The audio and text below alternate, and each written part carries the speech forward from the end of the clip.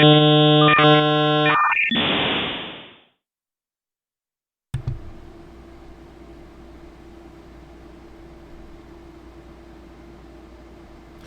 hello, hello, people. Hola. Welcome to another crazy stream by me, your host, Paul Gaboury, for the Did You Know That?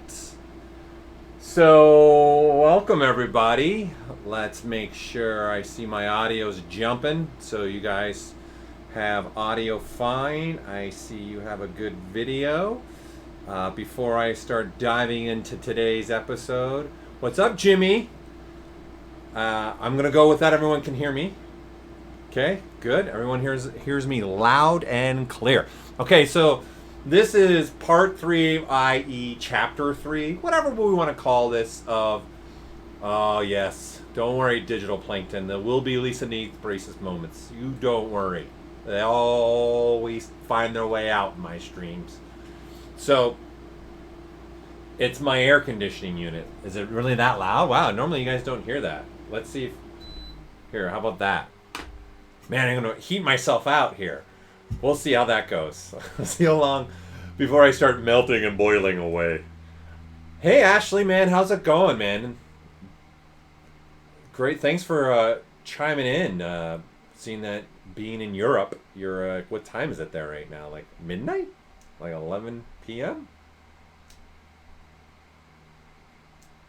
That's a big difference? Okay, listen, no worries, people. I've got a fan, too.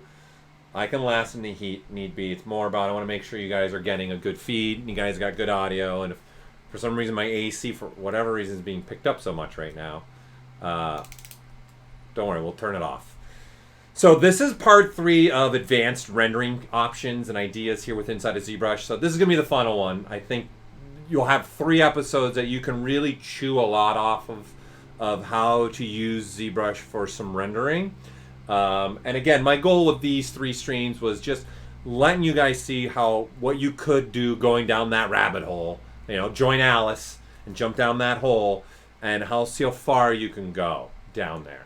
Okay, so it's 11 o'clock. I was right. So hopefully, Ashley, you I don't put you to sleep tonight, and you're able to stay awake. 8 a.m. digital plankton in Australia. Man, we got everyone all over the place. So, I brought this up because I've shown this in the past, and this is a model done by Majid Smiley. So I want to show his work just so everyone knows him. So I'm going to show his ZBrush Central information. So this is his name on ZBrush Central. So this is a model he did a long time ago. Like, this is a years ago model. I want to say 9 years ago that I'm using inside of ZBrush right now. But this is his work and his name on ZBrush Central. Okay, so you guys have that. And then, of course, it's the same thing on his ArtStation. Just so you have both, so you can see the artist. And you can see down here, the model I'm using is right there. Right, so it's an older model. But it's a model that we used to, in essence, when we were coding some of the render options within inside of ZBrush. It's a model that we used because he did such a great job, and then we made some polypaint, some materials. So here I'm gonna render it, and so this particular render scene is using ambient occlusion, it's using shadows, it's using SSS, and then there's particular lighting, and you can see there's my final render. So you can see you can get a pretty good render out of ZBrush, right? If you really sit there and go for it, right? So I want to kind of break this down for you all and show you kind of the things that we did in here to make this render scene happen. And specifically, we ended last week with material conversations and creating a quad shader. So, and I told you guys there's the scene that we had multiple, this is it. This is the one where we had multiple materials that are made up of quad shaders. Mike, May, doing good. Thanks, man. How are you? How are things for you? Thanks for tuning in. Buckle up for craziness. Okay, so let me remove that screensaver. You can all get to this. the beard color. So you're referring to on this model itself, how did it make kind of like the shaved face look? That's Polypaint doing that. So I'll turn things off so you guys can even see. That's kind of what I want to do. And this should really help you guys. This scene will help you guys kind of break down and really think of how you're putting things together inside of ZBrush for the purpose of rendering out. Okay? So that's what I want to do here. So we're going to just keep that model here. And I'm going to start docking some other palettes. So I'm going to double click on this little window here so I can open up the left tray. So these are your trays. This is your left. This is your right tray. Think it as an artistic thing. If I was a painter, I'd be holding a tray in my hand. Or, you know, when I drew, when I would draw a lot, for some whatever reason, I liked to take a piece of paper and tape it to like a board. And I like to just have that board like on my lap. And I like to flip my drawing upside down or sideways. And just that way I can get the right stroke. That was the way I liked to draw. So then in essence, my table became like my tray. So in essence, see, that's what these are like. They're like just a table there, okay? So we're gonna look at, let's start first looking at just the render settings, just so you have an understanding of what we've turned on, what we're using in the render settings. Then we'll go into the materials, okay? And then we'll look at Polypaint, okay? Hey John, how are you doing? This is it. We're gonna look at how we broke down and made this SSS happen for this one. I'm glad you like the eyes. Do you mean my eyes on the webcam, Ashley, or do you mean the eyes on the model? I'm exporting the same resolution as always. I haven't changed any settings, so it should be 1080. So maybe somewhere on your side is maybe downgrading it on your YouTube for some reason, or double check your YouTube for your quality, because I'm not changing anything. It's all the same for me, the way I stream all the time.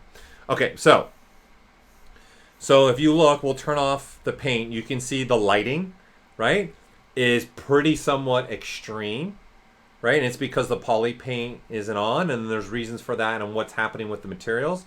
But again, this is also just like previewing it, right? When you go to render, everything else is going to kick into place for you, right? Like your shadows, ambient occlusion, and like I said, in this case, we have a subsurface scattering happening, right? So all these things are kicking into play. So this can really show you how much things are linking together to make a good quality render, right? So the polypainting is going to be important, okay?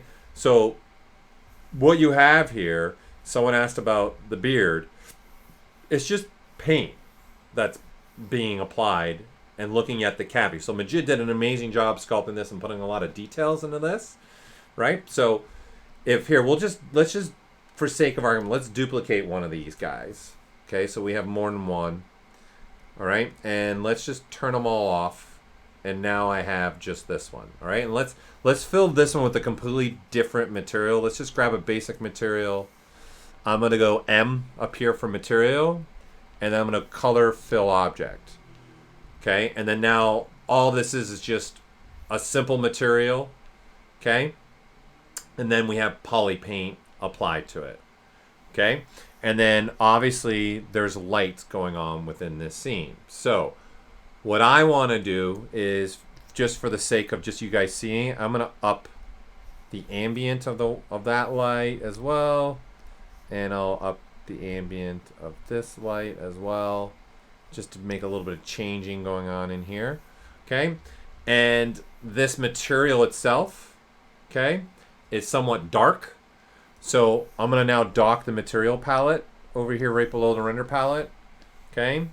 So this is the material I currently have assigned to this. And in the modifiers, you can see there's controls here. We're going to really start diving into this. So I'm going to up the ambient on the material and the diffuse. So this will help you see kind of a little bit of the Polypaint with some shading. Okay. And if I switch to flat color, right, in here, right, you can see it's a flat color. You can see the paints in here, but what I want to do is, with that material I've been playing with, I tend to just do this. I just tend to make the material itself, I'll just use the same material that I'm already looking at, and all I do is I turn ambient on 100, and I just make sure everything else is turned off. Like, so you can see here, everything's at zeros, right, and there's no coloring here, there's no texture there. This high dynamic range default is 1. So in essence, everything's off right now. but the ambient, right? So what we're really looking at here now is just the paint. So for the beard part that you were asking, right, through here, that's just some masking, right? So coming into here in your masking menu, there's now multiple ways to mask. And now we can even mask by colors now, right? But when we were doing this, again, this was like 9 years ago, I want to say, maybe 10 years ago. So you have things like cavity masking, right? And I'm going to mask by cavity. And then ZBrush is going through and analyzing and finding the cavities and masking them. So here I'm going to inverse them. And so you can see the little specks of the on-mask parts is where now I can go in and, you know, grab a color. Let's switch to a painting brush. Okay. All right. And I'm going to say RGB. Then we'll just say red. I'm going to do Control H, which is all it's doing is hiding my mask. So it's this button right here. Okay. And then now when I paint, you can see where you're getting red and things like that, right? And how that speck is coming through on there, right? So this is what you can start doing, right? You can flip this and mask a different way. And then it looks really funny. And you can see now there'll be little spots that didn't get the red because the mask was flipped, right? The little parts of the cavities were masked off, right? So in essence, since the beard question came through, that's pretty much what we did there, okay? We were just going through and applying masking and using that to start doing some poly painting, right? Because overall the model is pretty awesome. But again, here we'll go a little bit darker gray. Right, so this is just straight up sculpted information from Majid. Right, so you guys here, I'll go darker. Let me go darker on the screen, so you guys can see things a little bit more. There you go. Okay, so you can see we're just using this sculpted detail to kind of push the poly paint in certain directions using masking. Okay, yeah, I'm gonna go through BPR filters today today too, because we're using BPR filters in this as well. Okay, so a great question is resetting your render settings. Okay, the best way to do that, honestly, is either if you have a project, that's a great way to do it, but there's no button that you have that just says default settings. So for me, if I know I'm going to obviously be rendering in ZBrush, especially if I'm working on a project where I know I'm rendering on a ZBrush, I would save out default render settings. So I would just come in here in the render. And this is new since 2019. You weren't able to do this where you could just save out only the render settings.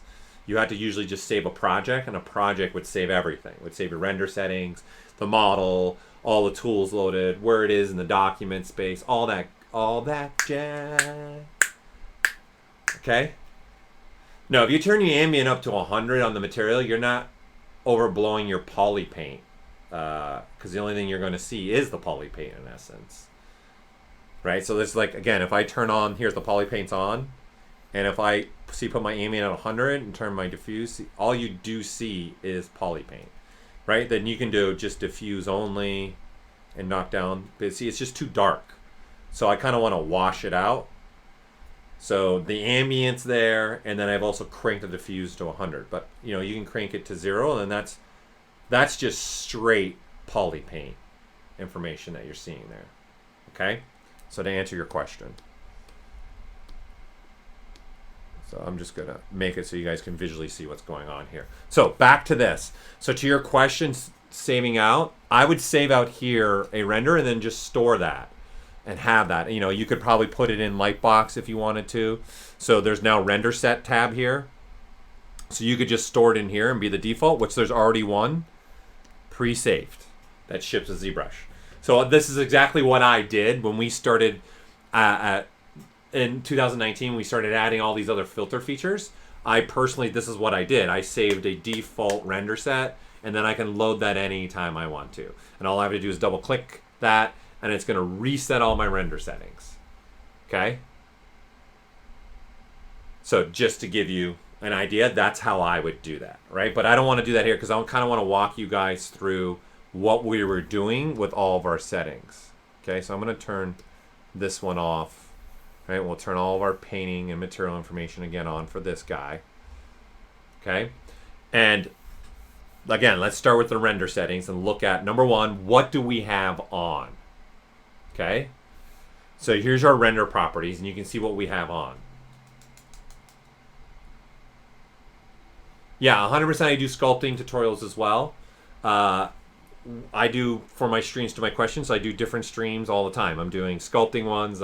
This one, you guys, actually, a group of you asked to go through some render settings and advanced render settings. So that's kind of what we're going through here is overall some advanced render settings. Okay. So you can see the shadows are on. The shadows right now are just at a black color. The ambient inclusion on. I got a subsurface scattering. I have transparency because the eyes, I want to have some transparency there. So of course, when I render, you can see there is other subtools. So there's an eyeball subtool, and then there's another subtool, you know, for the film right in front of your eyes. So when this is done rendering, that one subtool is going to become transparent and see through it, and then makes those eyes come to life a little bit more. And I'm going to show you ways that you guys can actually play with that, because I'm also throwing a reflectivity in there as well right now, and I'll show you some fun with that. And then the other thing we have on is wax preview. So these are all the things that are turned on for this render to get what you guys are looking at now, right? So you've got your shadows, AOs. In essence, you got these two settings, and this. So you got 5 settings.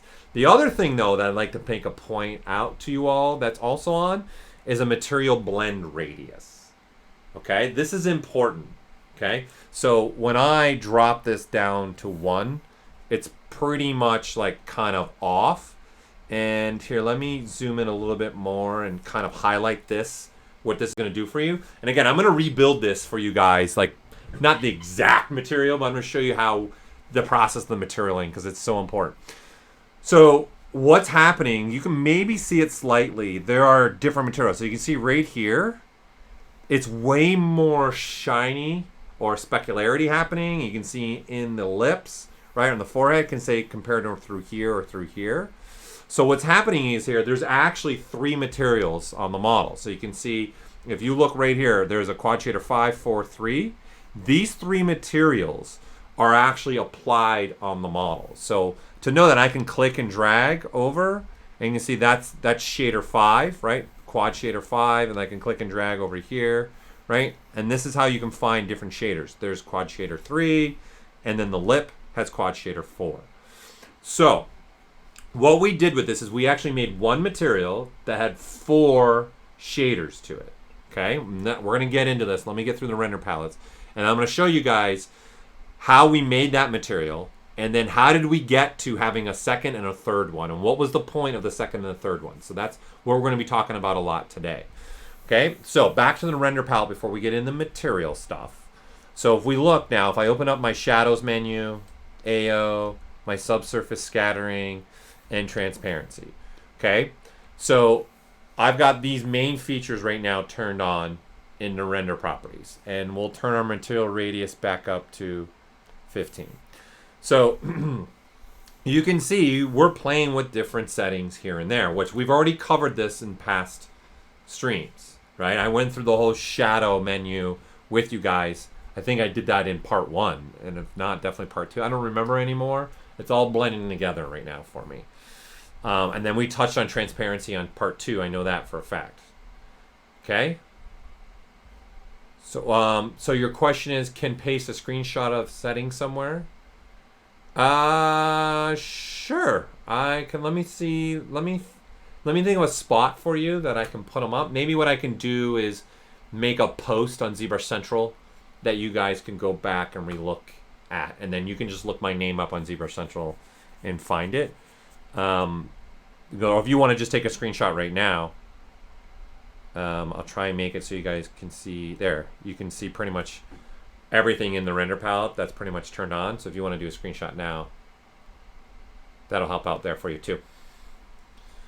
Okay, so these are all the settings we have on, and you can see there's different things, i.e. you can see in the transparency, that strength slider is telling ZBrush use the normals facing the camera 100%, make sure that's being a driving force.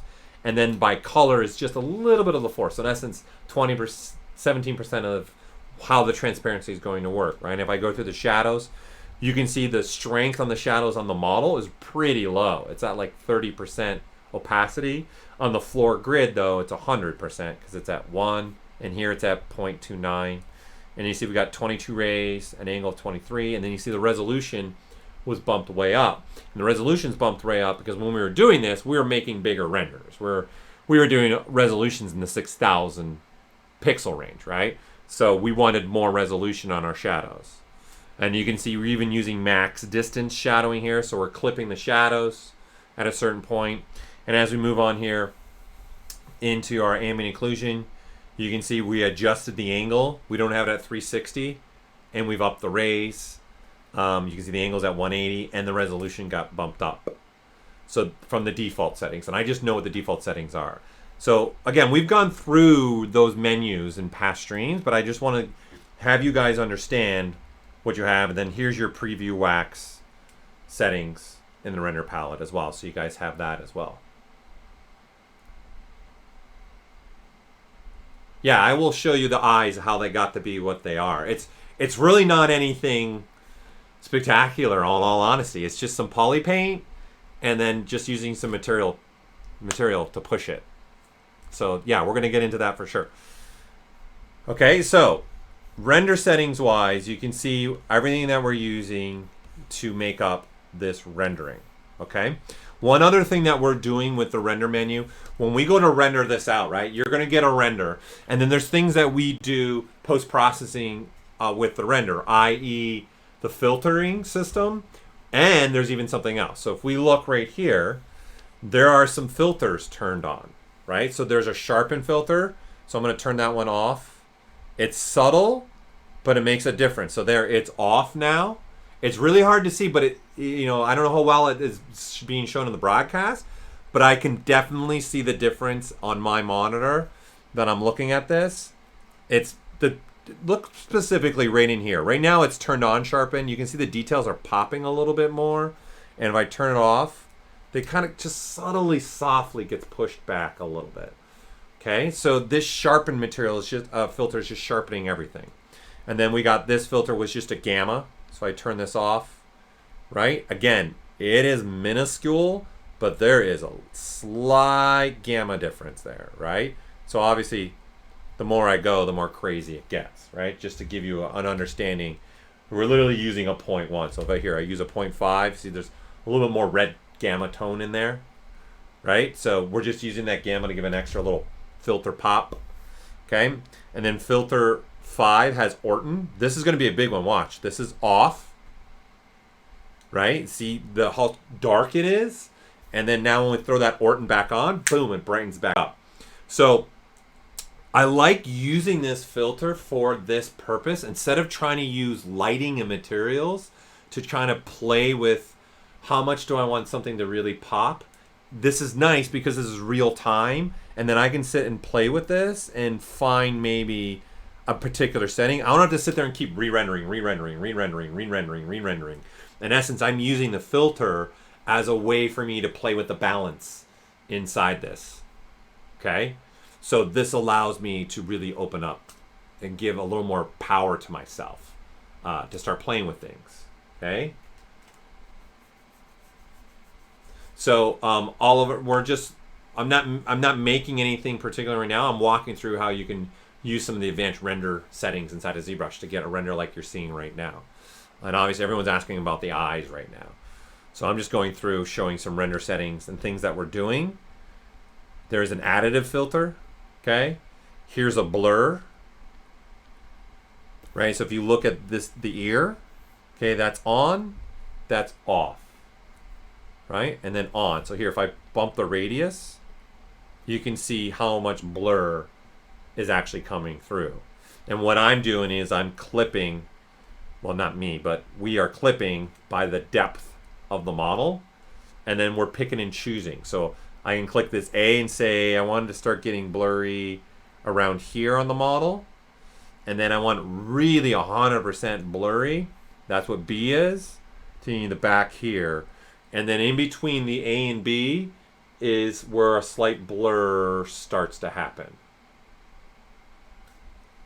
Okay. Oh man, I wish I could speak more than English myself. Okay, and then right now, I'm telling it by depth. So by the depth of the model. Okay? And then I'm setting where that blur goes. And then there is a roll off, right? So do you want it to be kind of a slower like transition? So A starts getting really blurry and then it just starts getting really blurry all the way to B, or do you want that kind of slowly blur? Like there's really not much blur at the A point, and then at, well, so we'll use, this is the A point, and then the B point back here. So A, B, right? So this gap between the two is kind of what, that's what this slider is controlling. Okay, so it's in essence the roll off. And right now I just have the radius turned up so high, so I like to turn it down. I like, for this model, like a 5 is good, maybe let's see what 10 looks like there. That's nice. This is why I like using the filters, because it's a real time thing I can see, and that's pretty much a depth of field, real time. I don't have to sit there and re-render, like make a depth of field change and re-render. Okay? There you go. So this is another filter that's being used. And then here's a paint filter that's also being used. Okay? And right now it's just a color paint that's going on the model. And then it's also being clipped by the depth as well. Right? So it's a very, very subtle change. You probably can't even really see it in the stream. Hey, Sculpted Expert. Thanks for tuning in at 4 in the morning. Oh, man. By all means, ask away your questions. Ahmed, your scale question about Cinema 4D. I don't know the human plugin. That's a plugin that was made by a particular user, so unfortunately I couldn't answer the questions about that because I don't use the plugin and I don't have it. But i.e., depending on the Cinema 4D you're using, I know they have a new GoZ out. So maybe you want to try that. If you go to their website, they now have a GoZ that they updated for the most recent release of Cinema 4D 22. And you can press one button, like up here, I can hit GoZ, and in essence, I can send this model. I don't have Cinema 4D on this computer. I can send it to Maya, though. I have Maya on this computer with a click. So maybe you might want to try that for what you're doing. I wish I could help more, but I don't use that plugin at all. So I don't know what other things are happening in that plugin. All right, so all this is great. Don't worry, we're going to come back and relook at all this. But what I want to spend the time with right now is looking at the materials, right? I want to look at how we created this 4 shader material. And again, there are 3 different ones here, okay? So there's 1, 2, and 3. They're just numbered quad shader 5, 4, 3. But there's only 3 materials being used on this particular model. So I kind of want to, again, rebuild a material for you, for you guys, and kind of go through each one and give you the thought process of what we're doing here through these, okay? So we're going to recreate our shaders. And so you can see right here in this material I have selected right now, there's a shader 1, shader 2, shader 3, and shader 4, okay? And like last week, the key thing that's important about these shaders, so I guess the best way to look at this is kind of think about it in a little bit in a way, because you can do this, is stacking multiple materials. Like, so that's like a yes and no, but you're taking, in essence, part of a material out, i.e. what we're calling a shader, and then you're reusing it. And you're going to see that now, how I'm doing this. You can't use ZBrush material and other software like Maya. The way they use their shaders is completely different. You can, however, send ZBrush materials from ZBrush to Keyshot using the bridge. And then I also discussed last week about how you could take a sphere render from another application and make that a material inside of ZBrush. But you can't take the materials. Can't take the materials out of the play. Okay, so no, you can't take these out and throw them into Maya. Okay, so let's do it. Let's remake one of these shaders, and we're gonna come back to this shader, right, non-stop. Okay, so I'm gonna click and drag. Okay, the shader 5, okay, is the one I just selected, which is this shader that's being used on the model. So what I want to do is I want to make some new shaders. Okay, I want to make a new quad shader in essence. All right. So when you guys launch ZBrush, obviously in my scene right now, I've got these quad shaders here because that's what's in my project. But by default, you guys will have different materials here. All right? You'll have probably basic material 2, and pump viewer. These 3 will be sitting right here. Okay? But towards the bottom, you're going to have quad shaders. Right? You'll have a quad shader, a tri shader, and a double shader. So all you have to do is say here, I want a quad shader. Okay? And so now I've got this shader, in essence, material selected.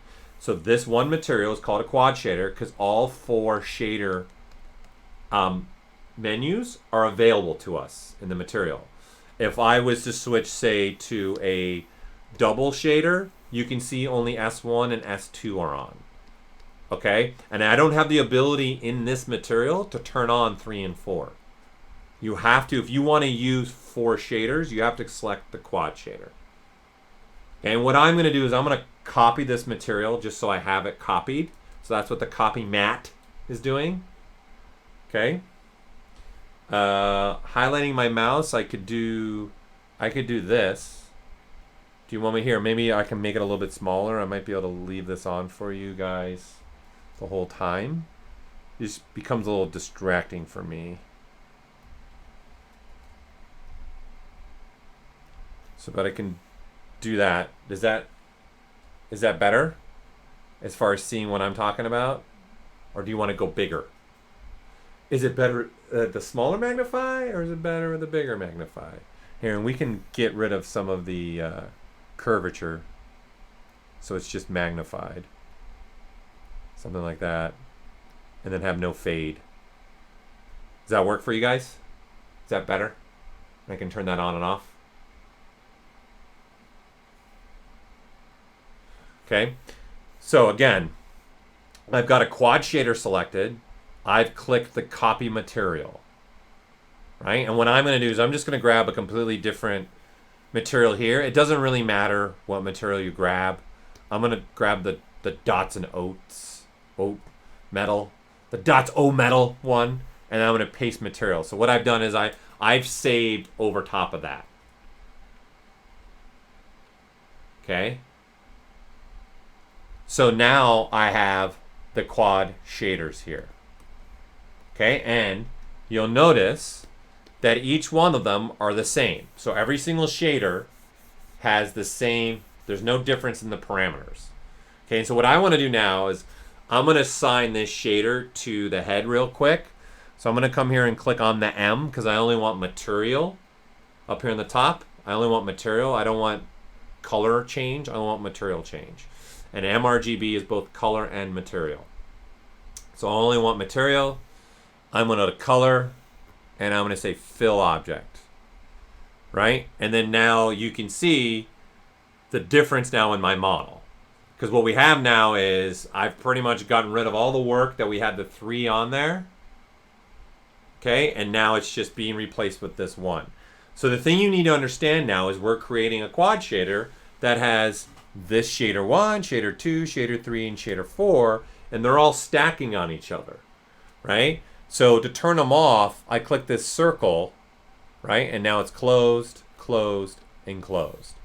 So you can see what I have going on here is a pretty dark scene overall, right? And this one material, and that's because in the lighting, we were doing a lot of other things with the lights, right? We've got a couple lights here, right? So you got a light 1 and light 2 with different instancing, and then we even had the lights having no ambience, okay? And then there's other things that will be turned on, right? So you can see this one is casting shadows on it, okay? And then there are other things that we're doing along here. I'm gonna keep this just the same, okay? And you can see your light type is a sun, okay? And then you got light placements, you got light shadows. So there's other settings here, but just the sake of just trying to keep this together, I'm not gonna touch anything with the lighting. I'm just gonna keep it the same because as we start messing with this material, his head's gonna get brighter and brighter and brighter. Don't worry. Okay? So I have this material and I wanna see now shader 1 kind of just driving the paint. I don't want to drive a lot of the specularity. So I'm going to knock that down. I'll put a little bit more ambient and diffuse in there. Okay, and if we go back to looking at, again, we were looking at shader 5. You can see in shader 1 here, the ambient's at 41, diffuse is at 73, my specularity is at 4. You can see there's even some color swapping happening through here. And we've got the anisotropic diffuse. We get maintaining specularity. We got a change in the material, right? So you can see there's other things on here, right? So going back to the one that I'm working on, okay, which is right here, I'm going to say, all right, let's do this first. Fong and blend. So with the slider set to 0, the shader is going to act more like a Fong shader. With it set to all the way to 1, that'll act more like a blend shader. Okay, and then we've got the maintain specularity was turned on. Okay, and then you have an anisotropic diffuse, and then down here we were using colors to help push it. So you can see there's like a red in the diffuse, a blue in a spec, and then the ambient's got a little bit of red. So in essence, each one of these little swatches are being driven by another slider above it. Okay, so the diffuse is obviously the diffuse. Okay, so there's a diffuse that's just a diffuse right on the model here. Okay, and how we want to play with that. And then there's a colorized diffuse.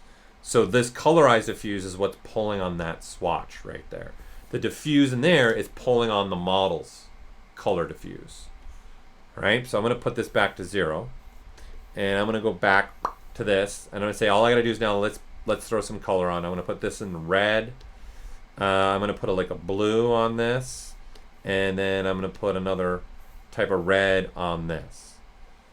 Right? So now all of these have different sliders, right? Your specularity, right, is obviously giving you how much specularity. Then you can pull on a specularity color itself, which is found down here at the bottom.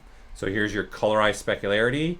So if I start bumping this up, you can see the specularity is becoming more blue. Let's go with a crazy color here. Here, like crazy green, right? So this specular slider in the material is just driving how much spec, like 100% specularity or dial it back specularity, right? And then this colorized specularity is pulling on this swatch right here. It's saying, okay, I see you have specularity on. I see you have a color in the swatch for the specularity. How much of that color do you want to be pulling through? Because if you turn this off and you turn this to 0, then it's just pulling white.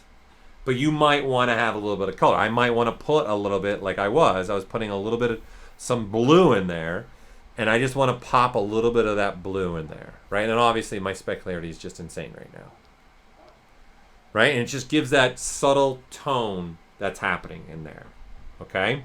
And then your diffuse is your colorized diffuse, so you can see how much more red is being pulled into the model, okay? And I'm going to turn that off for now. And then you have an ambient, so you have a colorized ambient, and you can see we can make this any color you want, and you can see the ambient. It's truncating. The material now is overpowering the polypaint because I've got this turned up all the way, right? So like I said, this looks like a cockpit, but hopefully this is starting to give you guys ideas. Each one of these swatches are going to a certain another slider above, right? Okay.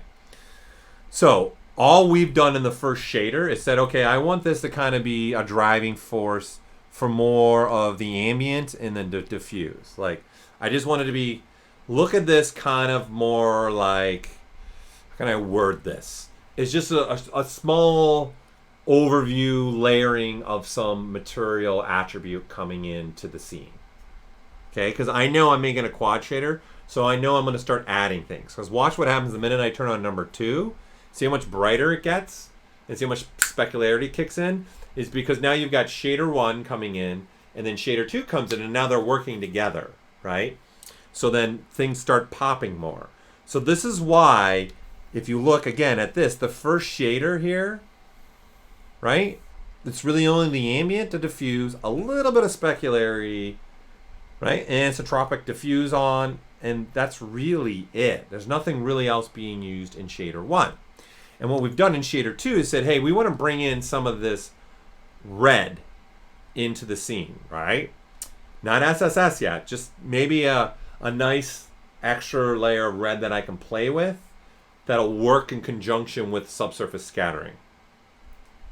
Right? So, where did we get that shader? Because right, you can see it's very different than shader 1 and shader 2. And again, the one I'm building, which is right here in the corner, you can see they're all the same. Every single shader has all the same attributes. So what we did is we went and grabbed another material. We've got this material here. It's called HSV colorizer. So I'm going to click on that. Okay, and you can see this is made up of 2 shaders. Told you guys we're getting advanced. So I'm going to click on shader 2, and then there you go. There's those attributes. So what I'm going to do is I'm going to click on copy shader. Bingo. So that only grabs shader 2 and nothing else. That's very different than when I went up here to copy material. I'm clicking copy shader. So the only thing I'm grabbing is in essence S2. That's it. Those parameters. I'm not grabbing S1 and S2. Copying material would grab as S1 and S2, right? So now I'm going to say let's go back to this quad shader.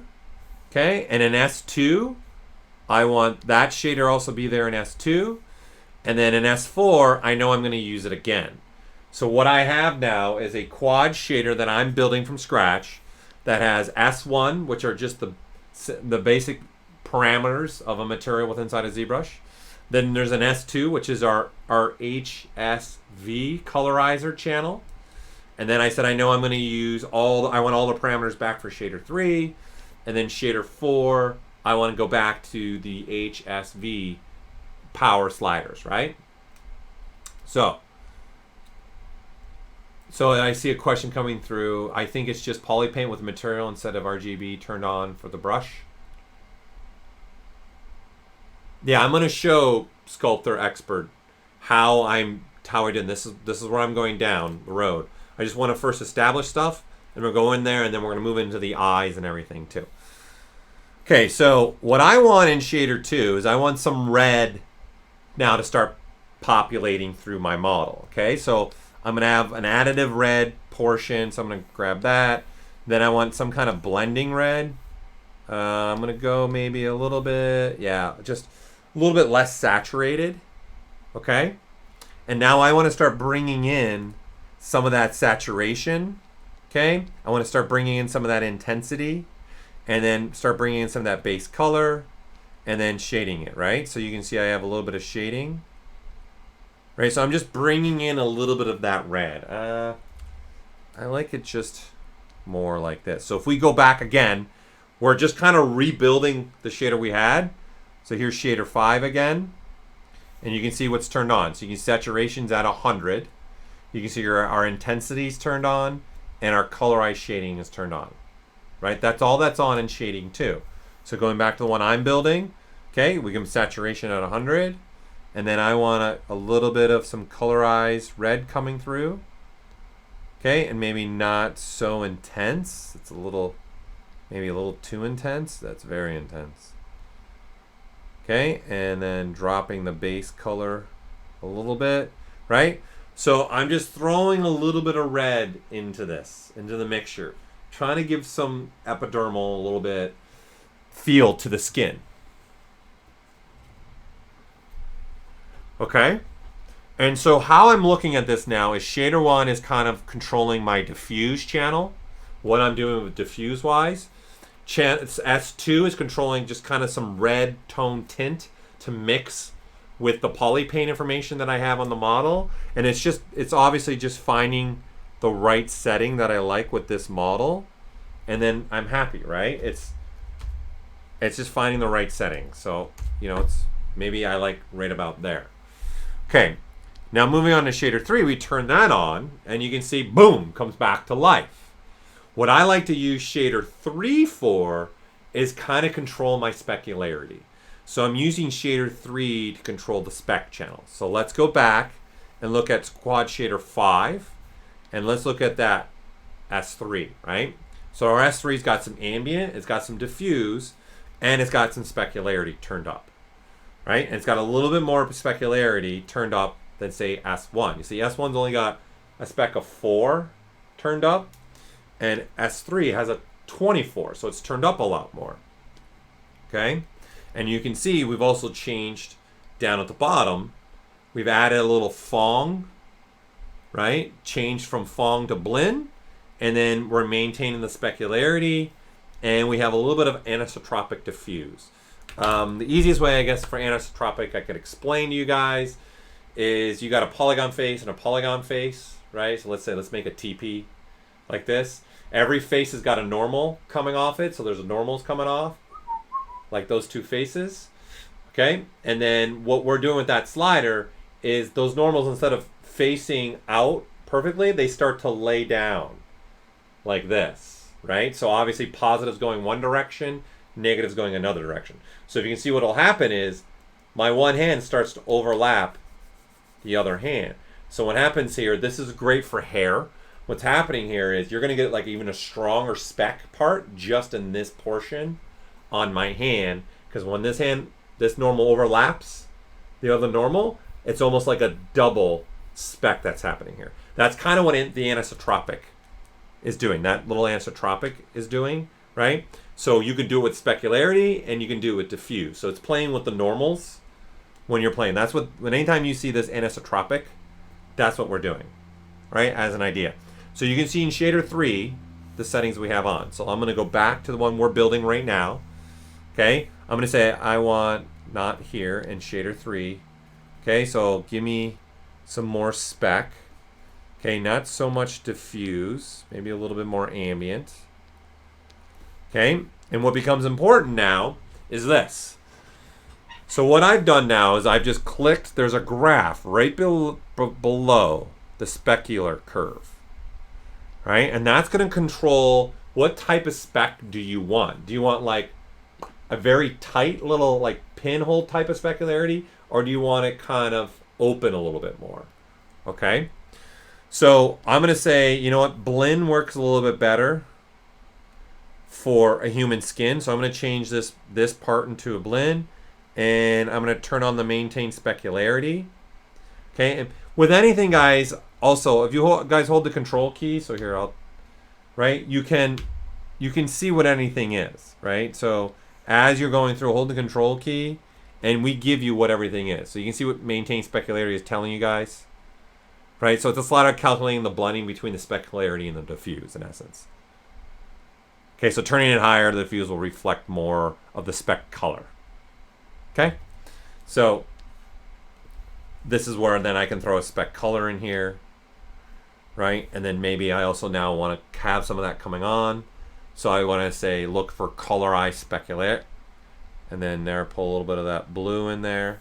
So I got a little bit of that blue, right? So back to this graph. Right now, this is a very tight specular. Okay, that blend part is down the bottom of the material. Again, it's right here. There's a slider. So in the normal material attributes, go all the way to the bottom, and then you'll see there's a slider that says right here, Fong and Blend. All it is again, the slider set to 0, it acts as a Fong. If the slider set to 1, it acts as a Blend. And of course, because it's on a slider, if you're sliding in between any of those values, it's a blend between the Fong and the Blend. That's fun to say multiple times.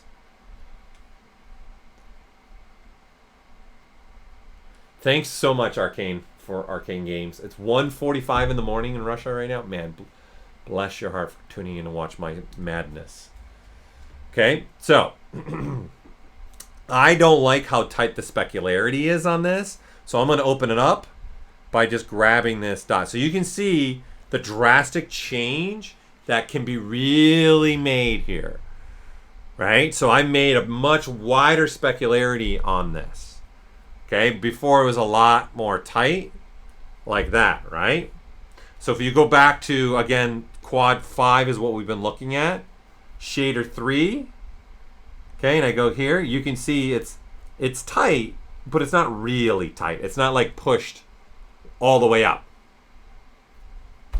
You do like my Beetle haircut, right? I went to cut my hair this weekend and my clippers were broken. And I was like, okay. We're going to continue with the shag beetles hair. That's what I say all the time. When people, my hairstyle is 100% beetles. Joseph's is looking fantastic right now. Joseph's just got the full thing happening for him. You guys should check out his streams. Okay, so back to this. So the Quad Shader 5, which was one of the shaders we had assigned to this model. How you guys doing? Okay, so I'm going to come back to mine that I'm building right now, which is this one here in the corner. Okay, I'm going to go back to shader 3 and say, okay, let's bump down that spec. It's a little intense. We'll go 25, and it's a little too open, so we'll bring it down, right? And then there we go. We start to have now a controlling specular. This is why I like using like this third shader as this. It's helping me just this part now. If I want to start adjusting specularity, I can just come here and dial up or dial back specularity. Okay, and there's going to be something nice that we're gonna do with this as we go on here. Okay. We betchin' you missed. What are we in now? You missed almost an hour. We've been going for 52 minutes.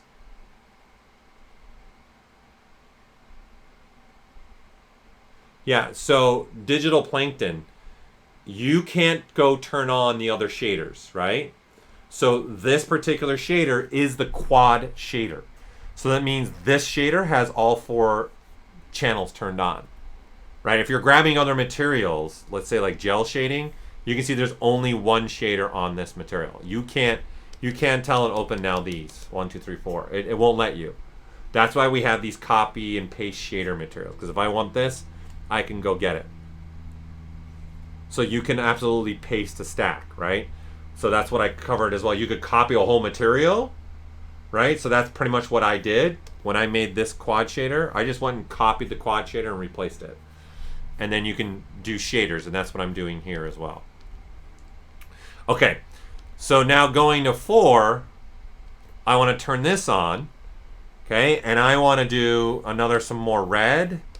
And I'm going to go a little bit, let's go a little bit more on the brighter side of the red, something more like this. Okay, so what I want to use for this is subsurface scattering. So this shader 4 is going to be my subsurface scatter color that's going to happen when I go to render. Okay, so I want to do things with this. I want it, obviously, right now it's not on. Right now everything's off. Everything's at the defaults. It's off. Okay, so let's go back to 5, and you can see when I turn on 4, you can see the things that are turned on, right? So there's a material blend is at 0.5, 272. Our saturation's cranked up. You got your intensity starting to be cranked up, and then you got a blend. And you can see in the colors, there's an additive and there's a blend. So additive is looking at this slider, blend is looking at this slider as well. Okay? So going back to the material I'm building, I want to start bringing some of that red in.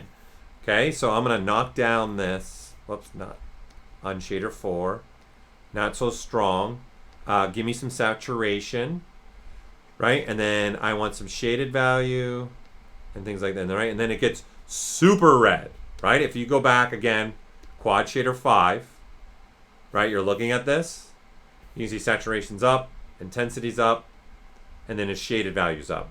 So I could come here and just say copy shader, and then go to the one I'm building, go to shader 4, and then I can just say paste shader. And now I've literally taken what was in the material that we used to build this original renderer. Okay, and there you go. And then to your question about rewatching, 100% you can rewatch this. These are all recorded, okay? And you can rewatch them at any time. Right? How did you convert S2 to HSV colorizer? You missed that step. Okay, so I went and grabbed it. Okay, so again, there's a material here that's called, that ships with ZBrush, that's HSV colorizer. So you just click on this one, and shader 2 is going to have those parameters. So all I'm doing is just the same thing. I'm copying that shader, and then I'm going to my quad shader, and then I'm just going to where I want it and pasting it there. That's it. That's all I'm doing. Hopefully that answers your question, okay? So I'm sure you guys are seeing, all right, that's great, Paul, but you're not really getting what you originally had. Okay, because there's one thing that I haven't messed with that's really important. We've been messing with shader 1, which now I'm going to call the diffuse channel. Okay, shader 2, I'm going to just call some red wax look to it. Shader 3 is now going to be my specular channel, and shader 4 is going to be my subsurface. Now, what's really important, okay, is how are those all going to blend together, i.e., mix together. We're going to go to the eyes after this. Don't worry, we're going to get to the eyes in this stream for sure. Okay, so how are they mixing together? So if you notice, there's a menu called Mixer, right? So when I open this, there is a lot of controls here happening. And you can see this particular shader has some particular mixer settings already set to it. But if I go to shader 1, okay, and then I open the mixer, you can see nothing's on. It's all zeros. Okay, now if I switch to shader 2, you can see nothing's on. Shader 3, okay, nothing's on. And I'm talking about this menu right here, this mixer menu that I just opened up. Like all these sliders are just sitting at the default right now. Now, let's go look with the shader that we used to make that final render that I started this stream with. Let's go look at Quad Shader 5 and see what the case is with these mixing, okay? So shader 1, nothing's on. There's really no point in doing anything in the mixer with shader 1 for the most part, because how these are working is shader 1 is essence, it's a hierarchy. Shader 1's the first one, and then shader 2 is the second one, and then it's how does shader 2 mix with 1, right? And then when it goes down the line, shader 3, how does shader 3 mix with 2 and 1? And then shader 4, obviously, how does that mix with shader 3, 2, and 1, right? So there's nothing mixing above shader 1. So you can see in this particular material, there's nothing turned on. Now, when we switch now to, say, shader 2, you can see now what's turned on, and there are a couple things turned on here. Number 1, the Fresnel's turned on, and we're going negative with Fresnel. So that's telling ZBrush, in this material, when you switch to shader 2, I want you to mix a different way with the shader above it, which is shader 1. Yeah, think about it as a stack.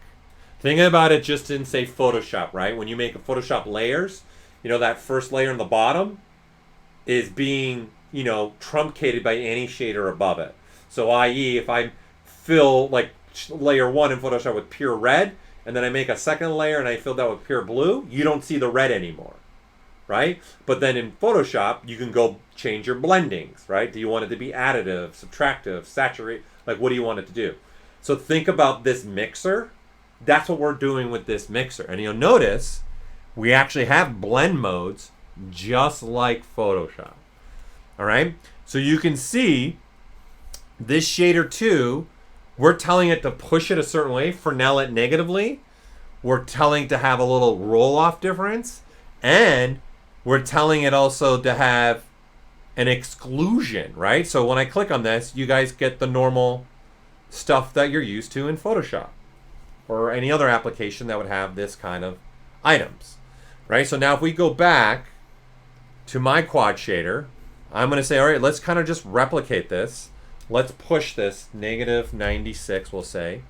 And I'm going to give you one tip here. When you guys are trying to build an advanced material like this, it's best to turn off the other ones, kind of just to see how are really those two shaders now mixing together. Just only those two, right? And then start playing with this exponent, right? So you can see, just starting to play with this, the differences I start to get here. Right? And then now the next thing I want to do is, I don't want it to replace, I want to do an exclusion.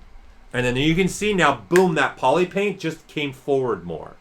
Right? So that really changed the way shader 2's attributes are blending with shader 1.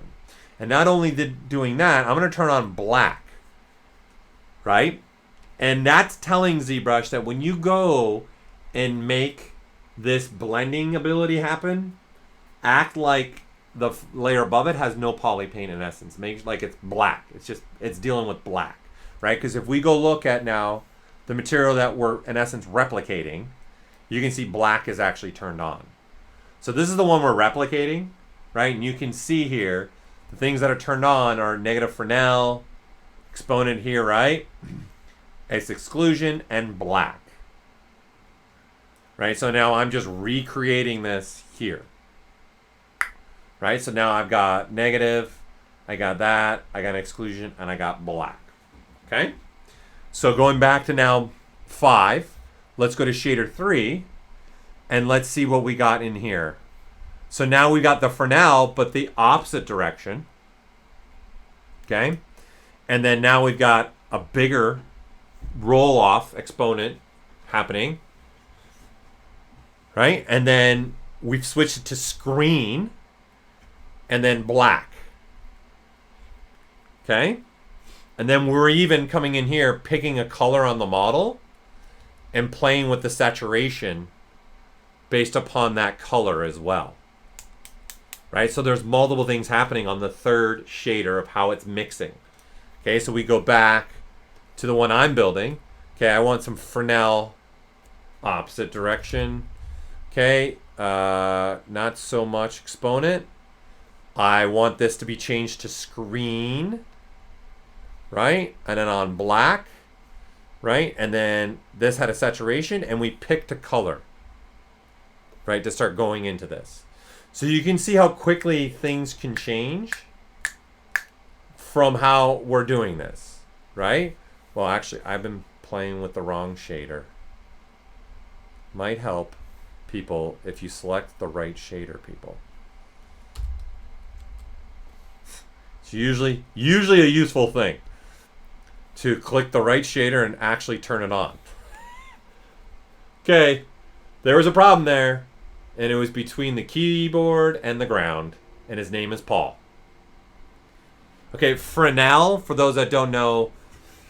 Okay, so Fresnel, it looks at the normals that are facing the camera, and does it push the color or information only to the normals that are facing the camera, or the opposite? Does it only face the normals that are not looking at the camera? So i.e., I'm looking at this camera, right? So if you look at where my pen is on my face right now, that is a normal that's not facing the camera, i.e., say, if I took the pen off my nose and I kept doing this, I would shoot right into the camera, right? If I did that same thing here, it's going off. It's not facing the camera, right? So when you go positive, right, you're telling it to look more at the normals. When you go negative, look away from the normals. So that's what Fresnel is doing, is do I want the layering of this material shader to make sure only affect the normals facing the camera, or only affect the normals not facing the camera. So that's what a Fresnel is doing, right? So in this specularity, I want to play with this Fresnel, right?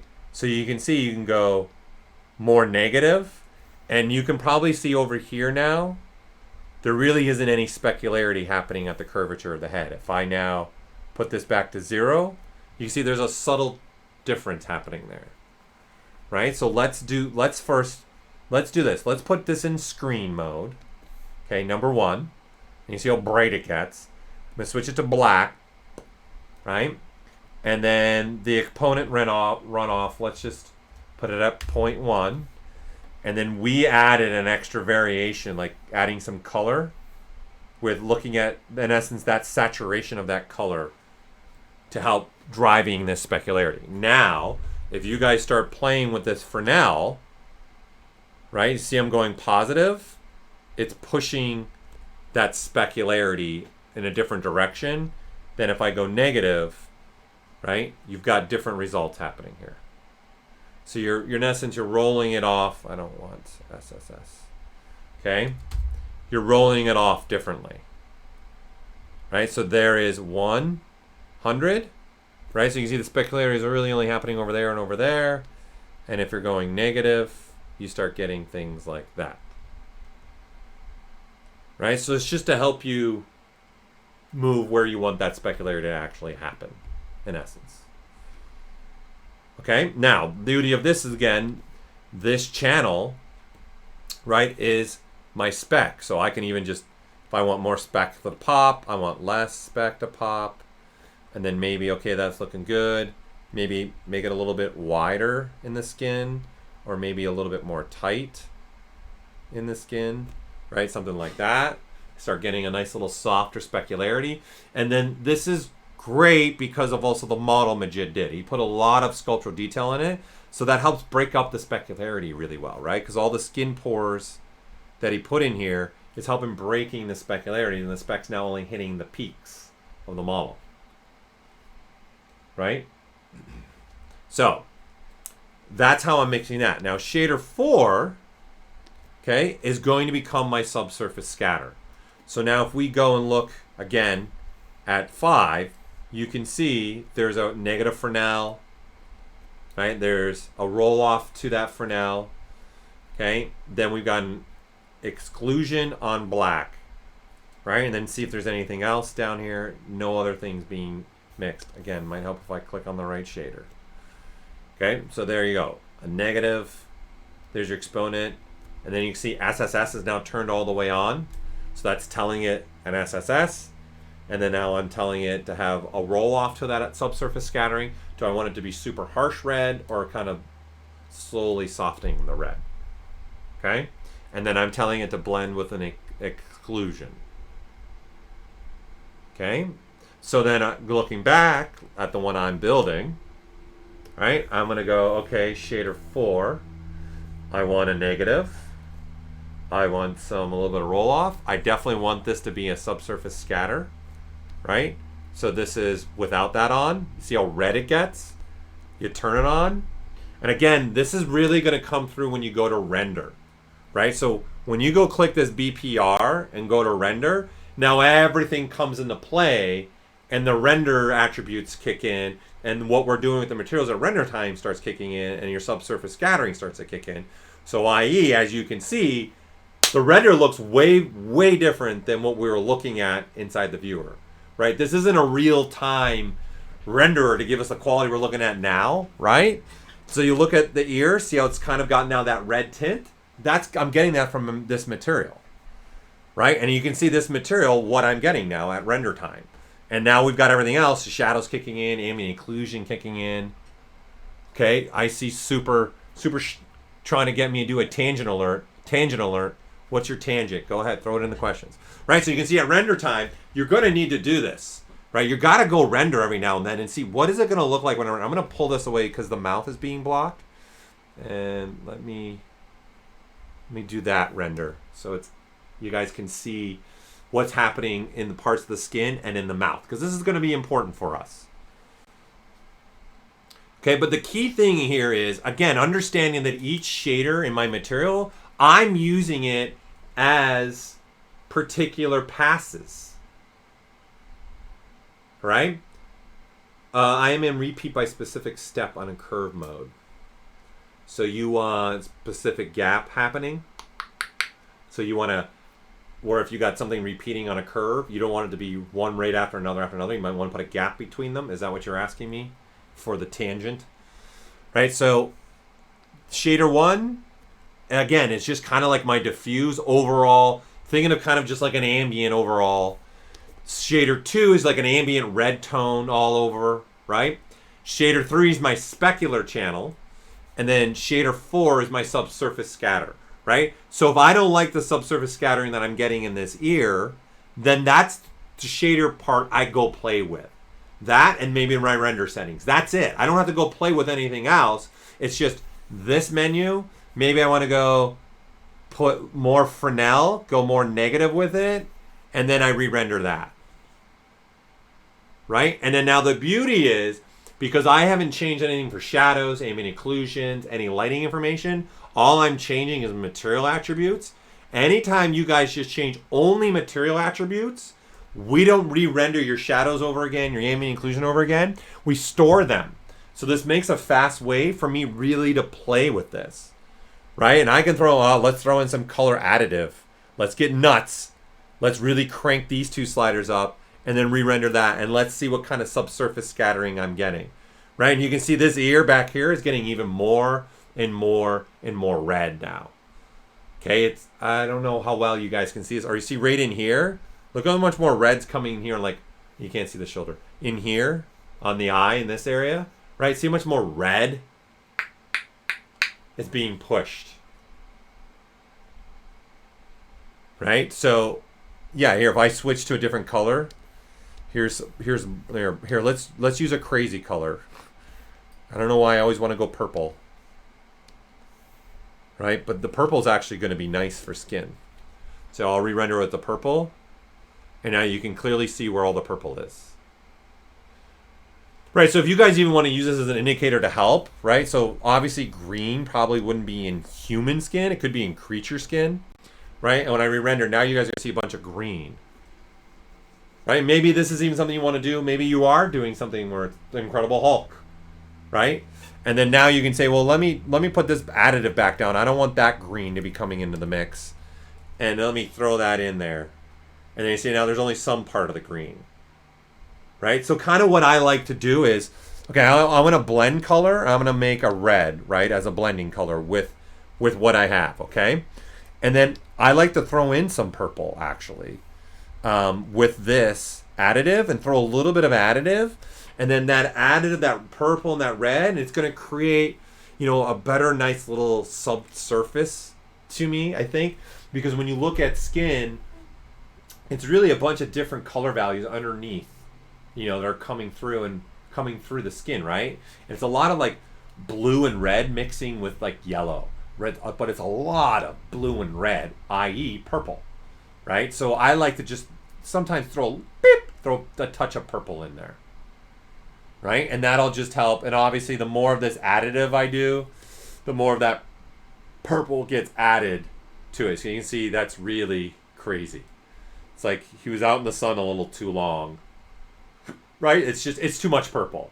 You guys, subtlety is what brings out the better quality, right? So it's just a little touch. It doesn't need to be a lot. It's just a little beep in there. Right, and that's what I have going on. Yeah, Subsurface was coded years ago, and it's based upon looking at where lighting is and how lighting is based upon obviously also thickness of something, right? So there's a combination happening here. It's not just the material, right? I gotta have not only the material, but my render properties has to have subsurface scatter turned on, and then I gotta have a light that has subsurface turned on. So this one's using this light. So you see subsurface is turned on, and it's actually using that light. If you don't have a light with SSS turned on, you're not going to get a subsurface scattering, because it's really about light shining from behind, right?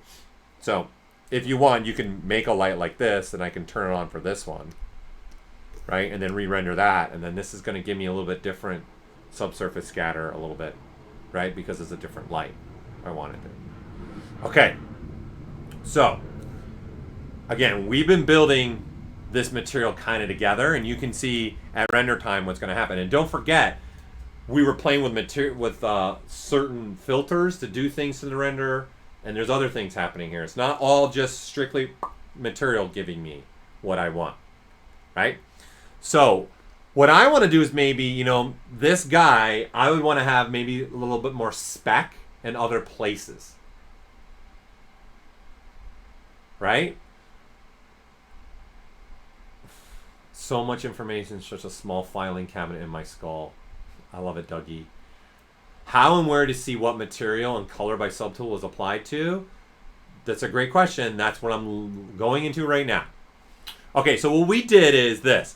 This has kind of now become my base material for this guy's skin. Okay? So in essence, I want this material all over his skin, everywhere. But there are certain parts I maybe want more specularity to pop through, i.e. maybe along the cheeks in there, maybe on the nose a little bit more, maybe in the forehead a little bit more. Also, right, my lips, actually right now, I just lick them. They're going to have different shine to them, i.e. if we do a little hydration, right, get a little something to drink, right, they're wet now. They're going to have a different kind of spec to them now. So what we've done, okay, is this. We're going to go to the eyes after this. What I've done is I've gone and said, okay, this material, that's my base. So this is how this particular project had a quad shader 5, 4, 3. So in essence, there was 3 of them, okay? So I'm going to say, okay, I like this one. I'm going to copy that material. And let me find something. I'm going to replace Chrome 2 and paste material. Okay, so now, looking at this one is my main skin. And then this one now, I'm going to do something different. I'm going to do a specularity. So I'm going to come here and say, I know shader 3 is driving my spec. And what I'm going to do is up the specularity. And you can see nothing's happening on the model, right? Because right now, the only material that's assigned is the one that I kind of created as my base. And so now what I'm going to do is I have the paintbrush turned on. And at the top here, I have the M turned on. So I'm up here at the top. Look up here. Look up here. Look up here.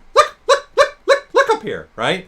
So I've got M turned on only. And I've got the paintbrush selected. So I now can come through here, in essence, paint specularity. Right? And you can see I can pick and choose where I want more spec to start happening, right? So I'm just going to go pretty strong in places so you guys can really see, especially right in here. You can really see the difference. So if I zoom in here, you can see that. So now this material, if I keep going crazy, see, I can crank it up. I can make this be wider. Now, like, this is insane. This is like ridiculous now. Like, he's like silver now, right? It's overkill.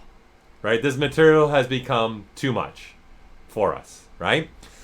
So the benefit to this is I can dial down just certain material. I can say, okay, I want a stronger paint ability for me to just kind of push some specularity in certain spots, right? And now to answer your question, how do I know where what material is where? Is all you have to do is click on the material icon and drag out. And you see it says pick. And see now it'll pick this material. And if I get closer to this, it'll pick that material. So it's actually swapping between materials. Okay, what I would say for you guys to see that, see right here in this material icon, see that there's a spec right there and a spec right there. See that, and that? Watch when I go and drag to here. See, it's not really there as strong. And when I go now over to this one, see it pops. So no pop, pop, no pop. So for just the sake of understanding, I'm going to crank up the specularity again. All right, whoops. And I don't want transparency on for that guy. And I'm going to open up the specularity. Get crazy. Let's get crazy. Right, so you can see that material. The look of it is very different now than that material, right? So you can see there. Now you guys should be able to see. That's all you have to do is figure out which one. And now I go, okay, that one. This is ridiculous. I'm going to go with, again, a spec of 40. Okay. And it is definitely way too open. It needs to be a lot tighter in there. Okay. Now, when we're looking at render settings, okay, we talked about at the top, right? I talked about this material blend radius. This is where that becomes very important. You can see there's a clear difference between my materials. However, when I go to render this out, you are not going to see that clear difference. And in fact, they're going to blend so nicely together that you won't even be able to tell that there's two different materials there, right? And now I've got craziness happening, red still, right? And then now I've got super shiny through here, right, happening. And you can tell you can't even see where the two materials begin and end. To the point that people, if we were to say, here, let's grab some gold, just as an example. All right, and I'm going to paint some gold now through here. Okay, let's just put a big block of gold in there, right? And then now when I go to render this out, right, you can see there's a nice little blending or blurring happening between the gold and the other ones. Okay, so you see that right in there? And there is a way to export the materials onto a map. There is a way. There's a plugin you can download to do that. We'll get it. Just remind me, Justin, because I want to make sure I get to the eye, because everyone, the whole stream's been asking me about the eye. So you wanted me to rotate. So here's the other angle. right? Obviously, I wasn't painting on the other angle, but the lighting's still the same. The materials attributes are still the same, right? And then so now obviously my SSS is going to update because I've changed the model and the way it's facing, right? All that's updating. That's all got to get updated.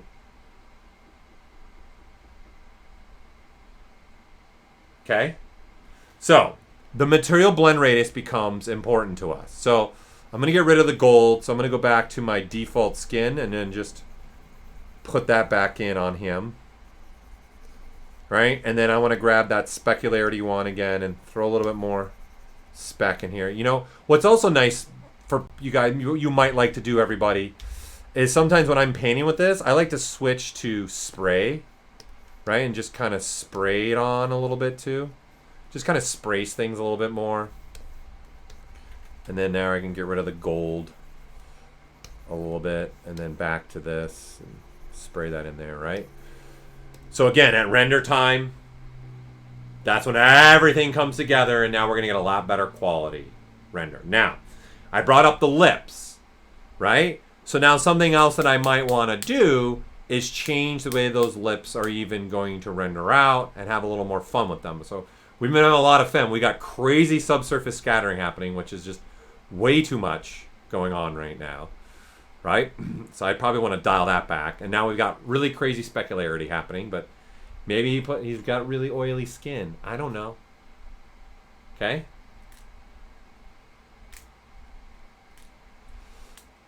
It added me gold because I grabbed a material that already is made up to look like gold. Sculptor.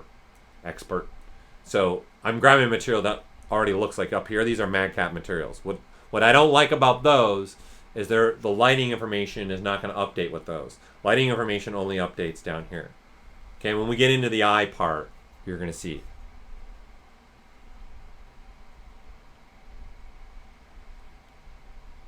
No, the lighting from ZBrush isn't going to go into something like Marmoset. You can do the opposite, which I covered in the last stream I did, which is part 2 of this. This is part 3. So in part 2, I talk about how you could render something out in Marmoset and bring that in and use that as a material. Okay? But I want to move on because I want to get to the eyes because everybody was talking about the eyes. All right, so all we're doing for the eyes, again, it's not anything spectacular, honestly. Okay, if you look, here, I'm going to turn this off. This is the paint job of the eyes. Like, it's not anything great at all. Right? And then here, I'll select the material. Right? And this is the material that we're using on it right now. This is the material that's assigned to it. So it is a quad shader that has different mixtures. It's pretty much a duplicated quad shader. Right? And then we have another piece of geometry in front of that. Right? So here, if we turn this off, it's just a squashed sphere. Right? Because you got to have that little thickness right on the iris, right? And then this is using another material. Right? And this is actually just using one shader. And right now you can see the diffuse is turned all the way up. The specularity is turned all the way up. Ambience up a little bit. Okay, the specularity is really tight. Very tight, so that's why you get the little, because that's really what I want. Okay? And the other things we have is we've turned it into a blend, and the high dynamic range is turned up. That's it. So you can see this is just a sphere that's in essence painted black, and then the material is driving this. This is going to give us that shine. And then I got another eye in the back, right? That's just simple painting, nothing spectacular again, right? With a different material. In essence, it's using the same quad shader that we've kind of been looking at this whole time, right? But then when you throw in a model, right, for things like this, right, that's when stuff's going to make a difference. Because now you've got a model with a different type of material, and then you got other shaders. But what's also happening here is we're telling, number one of the actual models, one of the things to have transparency to them, right? And that's kind of what's giving that nice look in the eye, right? Which it's this subtool. So this subtool, remember, it's pure black, right? And it's only one shader, right? So again, if I click and drag over this, see, it's only one shader. See, these are all off. It's just one shader turned on. That's it. It's just diffuse all the way, spec all the way, right? And then the spec's got a really tight channel, right? So if you look at this graph again here, if I reset this, see how crazy bright? It almost becomes like Blade Runner, right? It's a replicant, right? It's just the spec, right? And I can, again, now you guys should know, oh, I want that spec to be, I don't know, to be green, right? And then I can say green and then colorize specularity, right, through here and start playing with that as well. And then have some diffuse, and then have a diffuse color through there, right? And start rendering that out. So you can start bringing in certain things in this, right? So this spec is just, that's all this is doing right here, right? Nothing else. Okay? So, forget this. Let's just put this back to where it was. I'm just making things more complicated. Okay, so obviously I want a lot tighter of a specularity, right? And you can see those dots, I don't like them. I'm going to make another dot here and make a little difference through there,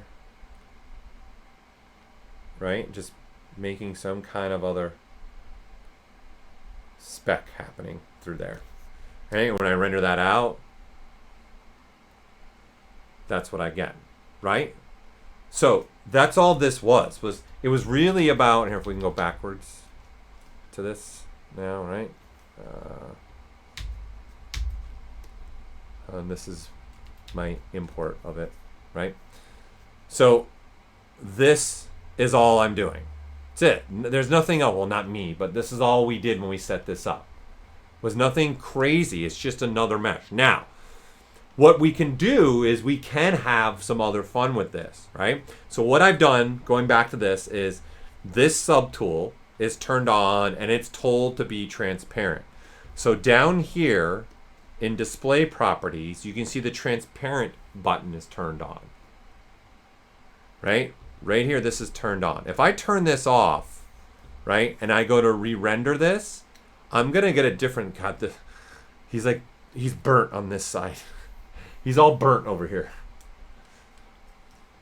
right? You can see how different that is. It looks very different, and it looks starting to look more like a replicant, right? The minute I turn transparency on and re-render that out, I'm now going to get a different look that's happening here. So what we've done is we made eye with the color, and then there's another sphere kind of sitting in front of it, and that's the one that's transparent to give it now realistic looking like an eye look to it. Okay? And I want this to be even more tight. There you go.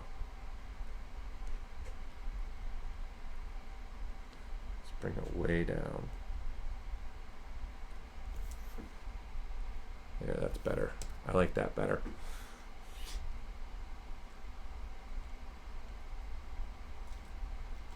Okay, and then bingo bango, there you go, right? So each subtool can have transparency on or off. So you can see they're not on. I'm using the up and down arrow keys to do that. Okay, and again, how I'm changing my specularity. By default in the material, it'll look like this. So you can see the spec slider, there's a graph right below it. Same thing with the diffuse, there's a graph, right? So if I click on this, I just click this reset button and that makes it be a ramp, right? So now it's pretty much giving me a very strong specularity. And I want to clip that, so I just click on a dot and start pulling it closer and closer and closer. And you can see it makes the specularity smaller and smaller and smaller. And then as the further I move this dot down, right, where it is, opens and closes that spec. Right? And you can keep adding dots. Right? So there's another little dot of some extra. It's very subtle right in here.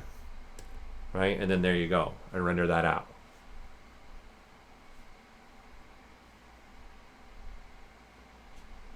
Yeah, so this is a complete different material. This is a completely different material than the skin. This is the point.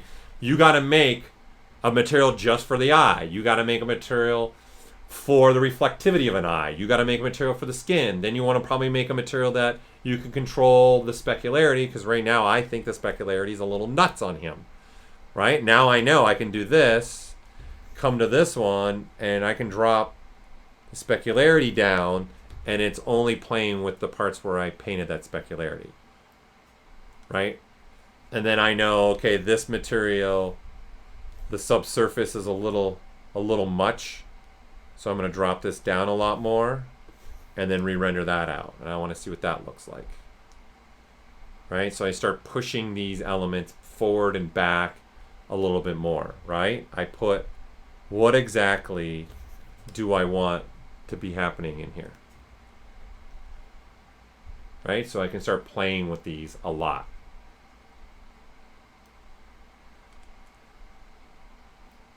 When you're asking, can you get an old specularity? You mean once I start playing, can I go back to the old one? Only if you're going to save out. Like these graphs can be saved out. But there's an undo and redo right here as well. So you can undo and redo right here with the graphs. So if you start playing, you got an undo, redo, or even if you find one you like, you can save and load, right? You can copy and paste.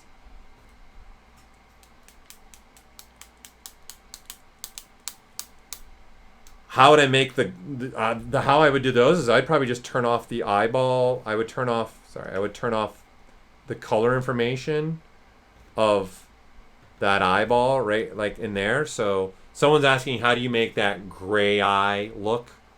Right? That's just, there's no poly paint, and it's just a material that's gray. That's all it is. Right? So that's a gray eye. So here, if I turn this off, you can see the eye's gray. That's it. So even if I turn this paint off, it's now just, all it is just giving me the gray tone, right? With everything else. So it's looking at this and then this material. So whatever material I have selected here, whatever color I have here, that's what I'm going to get, right? And there you go. So a lot of people like to use, say, this madcap gray, right? And then they'll have a color like this, and then there you go. This is what a lot of people like to use. I think that's too bright. I would probably want to go a lot darker. And then because I got a bunch of render stuff happening, you can do something like that. So you want the eye mesh with what? The color of this? You want that? Is that what you want? I'm assuming. So this is just only the eyeball with the default. Right now it's going to use madcap gray, and then the color that I have selected there, and then my colors coming in. So you can see there's the eye, right? That's the mesh, right? So it's nothing important. So there's your eyeball. And in fact, we accidentally squashed the eye a little bit, it looks like. When we were messing with this, we accidentally messed with the eye. Right? So this is just the eye. And if I throw now this on, right? So I turn off solo mode, and now I'm just looking at just this. You can see what I'm getting. See, there's the reflectivity that I'm getting, right? And now if I turn on the paint now of the eye, so now I got paint of the eye, right? With the reflectivity, you can see that where some more realism really starts coming into play. Okay, and it's not anything spectacular wireframe wise. It's not anything special. There you go. That's all it is. Guys, if you want to make an eye, the best thing to do is just do this. Grab this. Here you go. Here we go. Tangent! Okay? So this, just grab this sphere, and you can see it already has a pole. This is the only time I would use this sphere. Okay? And then make that a poly mesh. And now all you're trying to do is replicate like this eye, right? So if you look at this, here we'll do this with no paint so you guys can just see. So we'll do that, and now I'm going to come back to this one, right? So in essence, there's a flat part to an eye, right? So in essence, this part is maybe a flat part. So I'm going to turn on a perspective mode and then say this. We'll make that a new poly group, okay? And then now I'm just going to push that in, There, that's going to create my little ridge right there, right? And then now I'm going to re-grab this again, right? And I'm going to shrink this down, and we'll go that big. I'm going to Control W to make that a new poly group. Mask that off. And then I want that to push in a lot more. Something more like that. And then that's it. There's your eye, in essence. It's that simple. Now if you divide up, see, it smooths out. So obviously you can see this is too big, right? So I made this part way too big, the purple part, right? I need to shrink this a lot more, probably more like that. That'll probably give a better eye indicator. Something more like, there you go, more like that.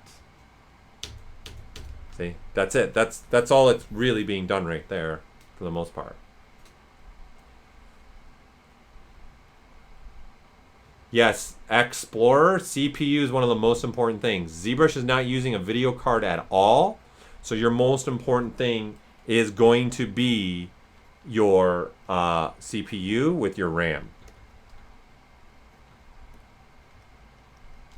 Right, and then now I can just click on this, turn this off, and I can say I want this to go a little bit more. So I'm going to blur the mask. Right, do a little blur and then center it. And then I can push this in a little bit more and watch that be pushed in. So I can make that deeper if I want that to go deeper.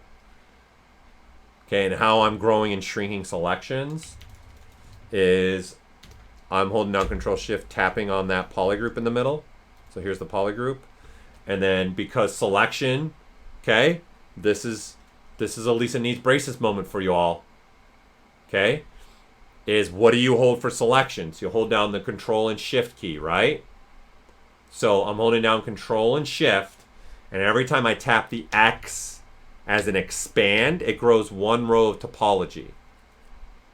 Okay, and if I want to shrink, I hold down Control Shift and tap S as in shrink, and I'll shrink one row of topology. And then Control Shift A, not Canadian A, EH, but Canadian the letter A, will grow out the entire eye when you have a selection, in this case. Okay, so I can grab that blue and say grow, grow, grow, Control W, it's a new poly group. Boom, there you go. Okay, does that make sense to you all? Right, so in essence, this is my eye, right? And then now we did something extra to this, right? We put another sphere in front of this. And because it was you're only seeing the one part, we just put a squashed sphere there because you need to have something. In essence, you need to fill this up. An eyeball is flat, but then there's still the round part right here, right? So you just need to like append something else. Like I'll throw another sphere on this, and I need this to kind of be squashed and sized down, and I need something like this. Right? This is what you need, something like that, to have a more realistic eye happening. Right? And then now all you're doing, you need to give a material now that this is just going to be reflective. And then this is just going to be a nice simple material, but then the poly paint is going to be your driving force. Right? So if we wanted to, where's my mouse? We can go find paint.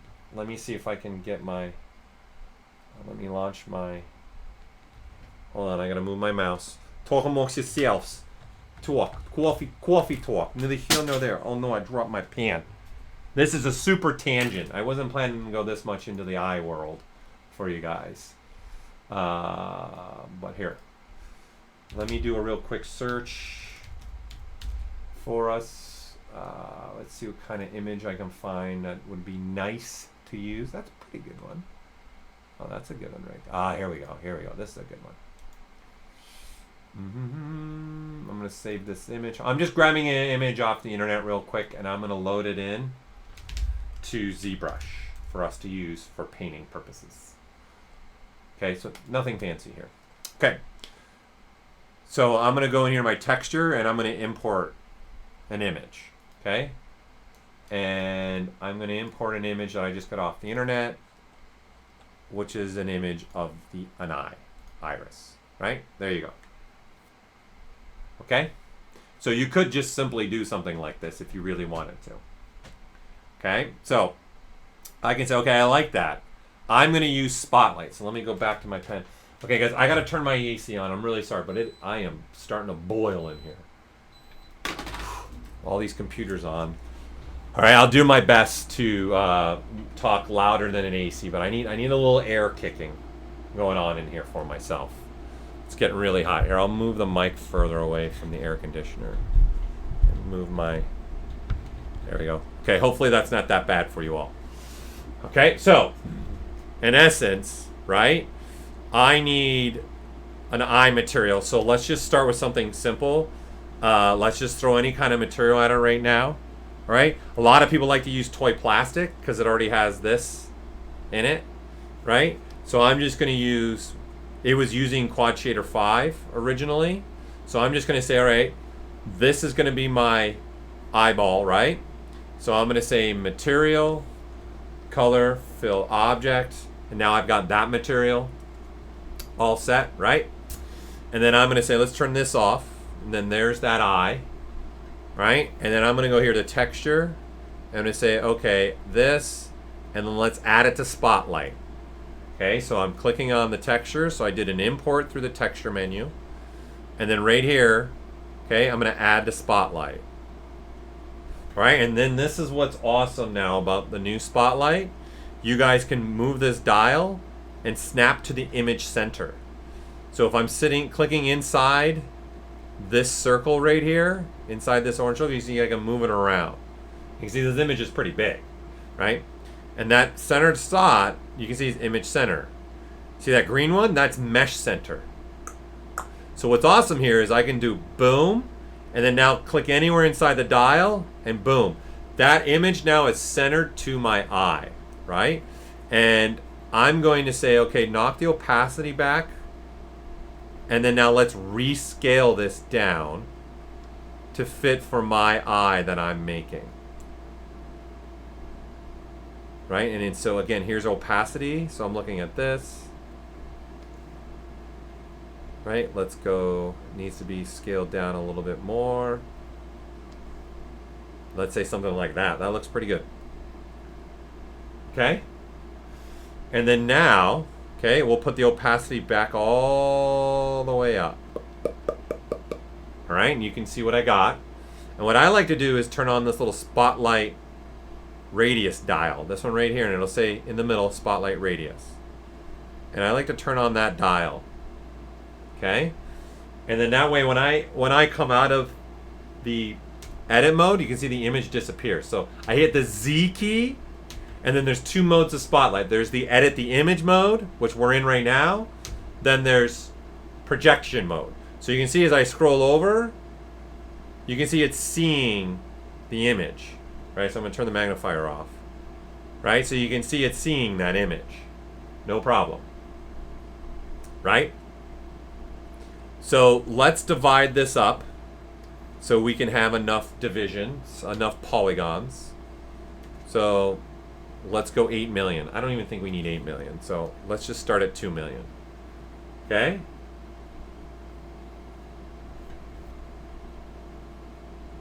It doesn't matter if the eye is not in the center. Are you talking about the image? Right? And then now, I want to tell ZBrush with paint, I want to paint with just RGB. And then there's the eye color that I would have. Okay? So now I painted that color there. And not only that, I'm going to do some Z-add. So I'm going to sculpt also. Okay, so here, if I turn off now my paint, right, I want to sculpt even that parts of that image. Right? This is going to be great for just helping bring a little more realism to my eye. Right? And if you want, what's nice to do is, instead of the paintbrush, I'll use the layer brush. And then I'll come down here store morph target, and then that way when I paint, it's all the same layer, right? And my intensity is going to be how much of that's coming through, right? So then I can say, okay, that's ridiculous. I can say I want that much coming through. And now what I'm doing is I'm sculpting and painting with that image that I have in Spotlight, right? And so now when I turn on this paint again, there you go, that's what I have. Right? And then there's the start of an eye. Obviously now you want to start painting everything else out, right? And remember, this is going to sit into something on an eye socket. And now this, right, this item needs a different type of material, right? So it was using Quad Shader 7. So I'm going to say material, color, fill object, right? So now this, I want this to have this material in essence, right? So I want that material on this, right? And then this material on this, right? So what materials do I want to use on each one of them? Right? So that's it. You just figure out what do you want, go to this material, and then play with this material, right?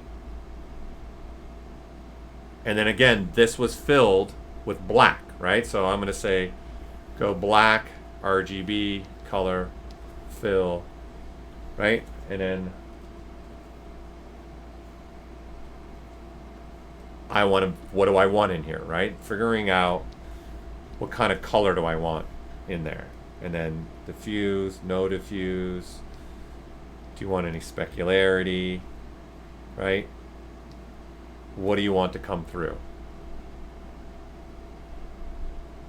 Right? And then now the last thing I'm going to do is come down here and in display properties throw on a transparency. So when this renders out, right? When I go to render this out, it's going to use the same parameters that we've been using in rendering. And then there you go. And right now there's the blur material on, so it's tough to see where this eyeball's sitting in space right now. I would need to come in here and find that blur material filter. There you go. So stuff like that. Right, now if you plop this in a human head, this is boom, that's all relevant, right? Right now I'm just looking strictly at the eyeball and I haven't painted everything else yet. Right? And then this particular piece, I probably want to divide up a little bit, right? So this gets a little bit better quality in there. Right? And then this is how you can start making a more realistic looking eye. And that's all we were doing, right, in the scene with him. Right? So looking back at this, right? Here's this version, right? And then there's this in here, and then we turn these on. And then there you have it. Whee! And let me turn this model on again. Let's turn perspective back on. And then there you go. So the other thing you got to think about too is looking at this, my lips. I was talking about my lips and we got on a little bit of tangent. Another thing that I can do is maybe select, again, this material that I'm liking. And I'm going to say, okay, 2 is where all that specularity is coming through. So I'm going to go ahead now, and I don't like what's going on the lips. So I'm going to copy this material, and then I'm going to select another one that I'm going to replace the chrome and paste that. Okay? And so now this material, switching back to my paint with only Ammon up on the top here. Look up here. So you want me, well, what we can do, it would be fun. Maybe we'll replace the eye that I made. We'll put one that's the original and one inside, and you guys can see the difference. But what I want is also, before I get into that, is the lips. So what's nice to do, okay, obviously besides just doing this, you're up a specularity and you do this, and then you come in here and you start painting on the lips, right? So this is going to be more shiny. A little tidbit for you, a little fun thing to do inside of the material world for ZBrush is gel shading. So this will create a nice little gel shaded lip. And then here I'm going to throw some more spec in that. And throw a gel shader to 2. And now it's really shiny. So watch, when we render this out, watch the lips. Right? See how crazy shiny they're getting now? Because of that gel shading. And then I got the specularity turned up more. So I'm going to say, let's keep the spec tight. Right? Maybe that, a very tight spec. Right? And then now I'm using the gel shading. I like it at gel shading 1, it looks like, better. And then there you go. So see now the lips? They look pretty funny now. The lips have a different going on to them, right? And then now these lips, maybe I want to play in shader 4. I don't like the subsurface scattering that's happening in here. I don't want any of the added color. Knock down that color blending. It's not as intense. And then now that subsurfacey is a lot different on the lips, but it's still got the gel shading, and then it's got that tight specularity that's happening in those parts of the lips. Right? So let's see if we can put this new eye in there. So watch, I'm going to do this because this is going to be completely, because I made this not with a scale in mind, so I don't, as far as physical size. Let's rename this. IL2 IL2 reflect. Okay, I'm gonna make a new folder actually. Call that eyeball 2, and then I'm gonna go into my plugins here. I'm gonna go into Subtool Master, folder. I'm gonna say copy the folder. Come over here to the head, and you can see it's already way larger and crazier. And then I'm going to say, okay, let's go ahead and paste the folder. Okay. So now I have this big massive eye in his chest. Okay, so let's put it in the left eye here. So let's get rid of, let's look at this and let's hide that eye. And let's hide that portion. Okay? And let's come here and I'm going to say, let's transpose set this. Okay? And I'm going to say, let's center that. And I'm going to scale this way down. Rotate it 90 degrees. And put it up by the face. Right? Definitely needs to be scaled way down. Happy little trees. So I'm using the ability to have folders where I can move multiple subtools at once within a folder. It's going to be very beneficial for me, and that's kind of how I'm using it right now to my benefit. Right? And then I can come out of that mode, come back into that mode. I need to push it back a little bit more. That's looking pretty good. Maybe a little bit more, whoops, a little bit more pushed back. All right, let me recenter this. I'm gonna push it back just a bit more. There we go. Okay, so now we've got the right eye is the original eyeball, and then you got the left eye is the one that I started on. And then now we'll just render this scene out, and now you're going to have the 2 different eyes going on through the mess here. And then there you go. Right, so the other eye needs some more paint on it. All that white is too much for it. Right, the eye that I made, it's got way too much white. This is like pure white right now. Right, that's ridiculous. It needs some color, it needs some variation in color here, right? So I might start grabbing maybe a gray tone. And so then I would just now start and go build out the rest of this eyeball and obviously make it look more realistic, right, than to what I have. So I got the middle iris portion, and I need to fill in the rest of it. And then all this is gonna, let's make them have like red shot eyes. Let's do a really quick and dirty. Where are you, Alpha? This is really quick and dirty. This is not, here you go, not anything I would do realistically. But yeah, I've had a long night. Oh my gosh. Oh boy. Just go with me, people. You gotta have some fun sometimes, right? Just enjoy the ride. Man, his eye's bloodshot. He's got a really bloodshot eye now, right? Pink eye. Okay, and then now let's re-render that out. Let me look at what you guys are seeing. And we'll turn it a little bit more that way and then render that out. I don't have any UVs on this eyeball, but you can paint on UVs, sure. And there you go. Right, so just see how much more that little paint I'm adding starts giving a little bit better quality, realistic eye. Right, because now it's got some paint tone in there.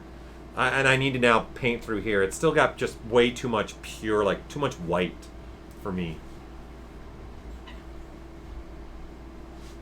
Okay, now, one other thing that you guys want to be aware of when you're doing this, one other thing that's happening in here, okay?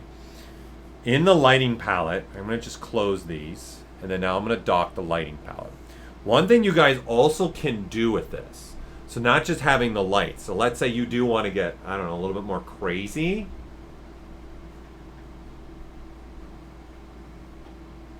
Yeah, Sculptor Expert, you can, I don't have to paint on UVs inside of ZBrush, so I can paint right on the model, or I can paint on UVs. We do have the ability, in fact, you can paint on the unwrapped version of the UVs if you wanted to as well.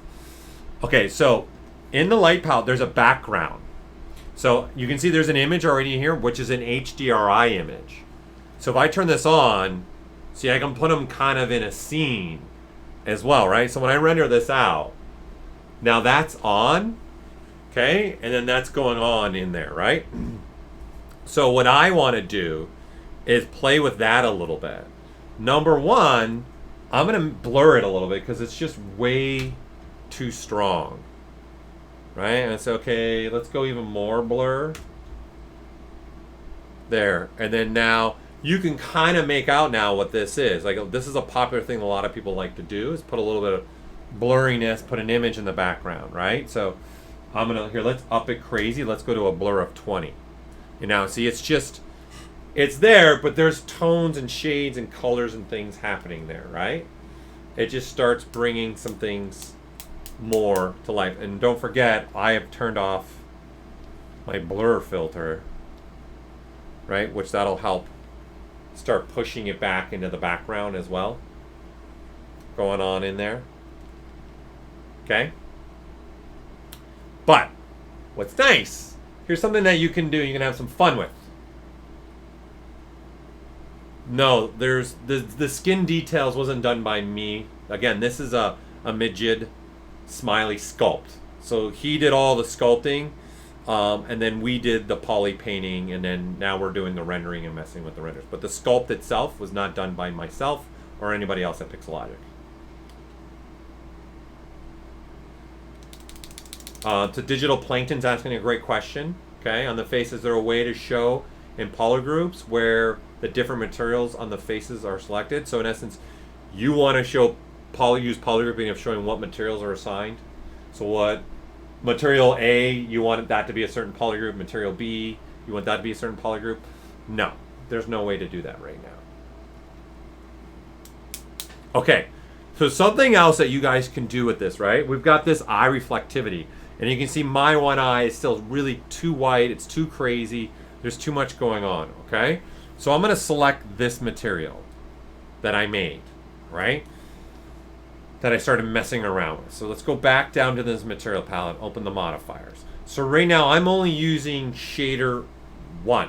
And right now the only thing I have coming through is specularity. So I can bring in some diffuse if I want, or not bring in some diffuse, right? And so when I render, the only thing that I get is that. But what I can do is, because we have this environment wrapping around him, because that was found in the light palette. We've discussed this already once before. I've turned on this HDRI and I've made it blurry. Okay, I can come down here into the material, and then there's a slider to tell ZBrush on this material reflect the environment. So right here there's an environment reflect, and you can see on the other one, now we're getting super like crazy like a replicant look, right? And you can see that material, that reflectivity that's now happening is coming from that environment piece that's going on, right?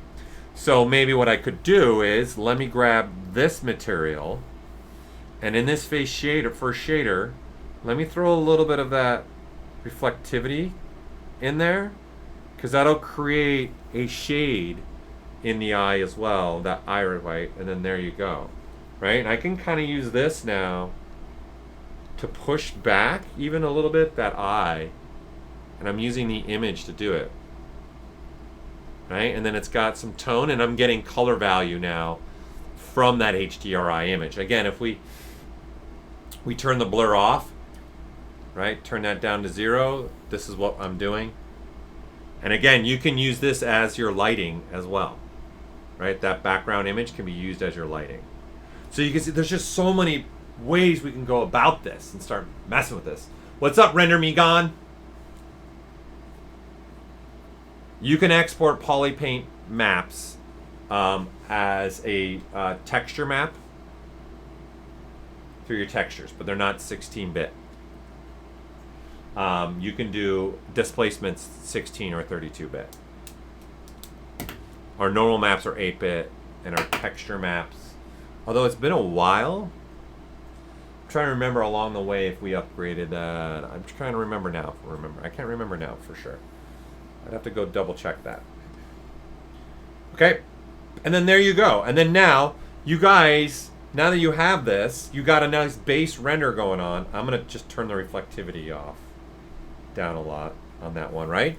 So you got a nice render. So now things that I might want to do is start playing with this, with filters now, right?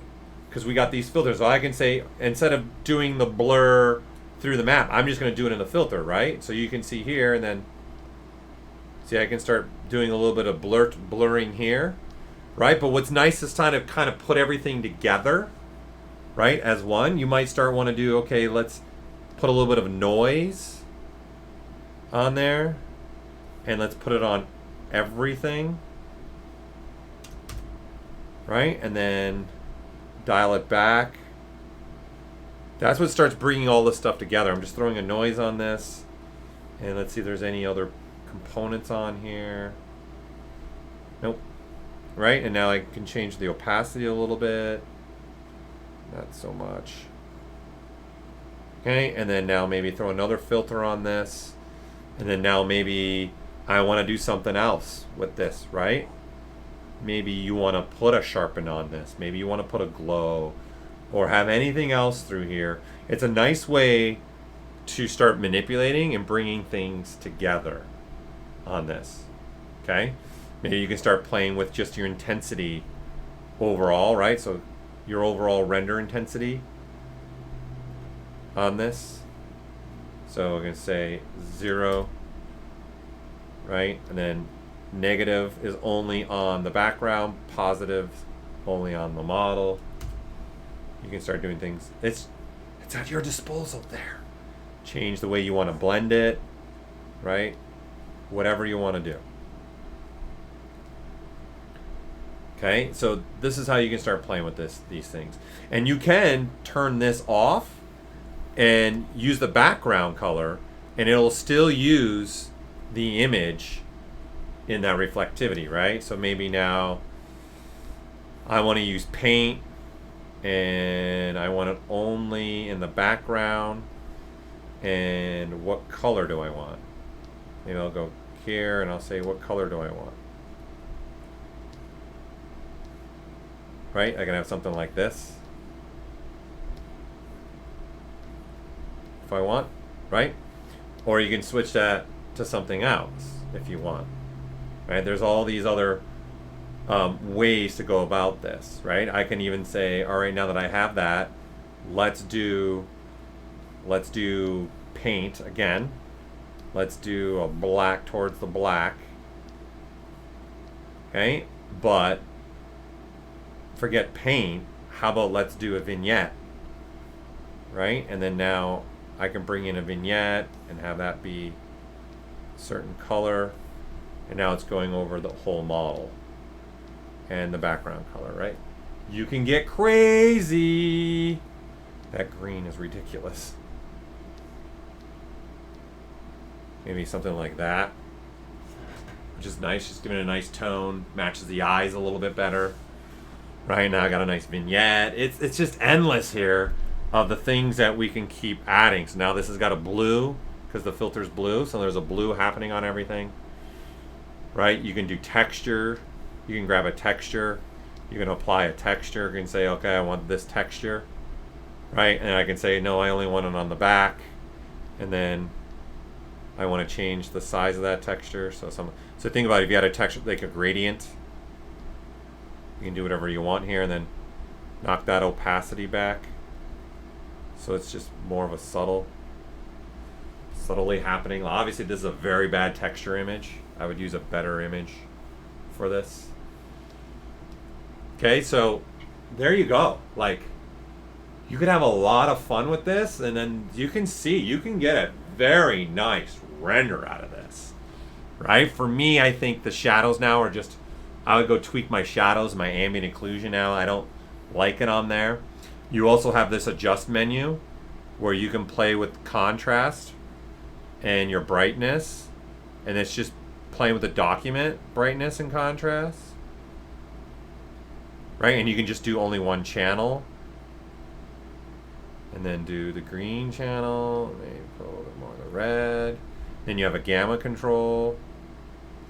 Like, it's just going bonkers now. But you can get, it's a lot of fun, really. I think rendering's fun when you start getting something, you're pulling on some levers and trying things. It becomes a lot of fun, experimenting wise, to start figuring some things out that I can do with this.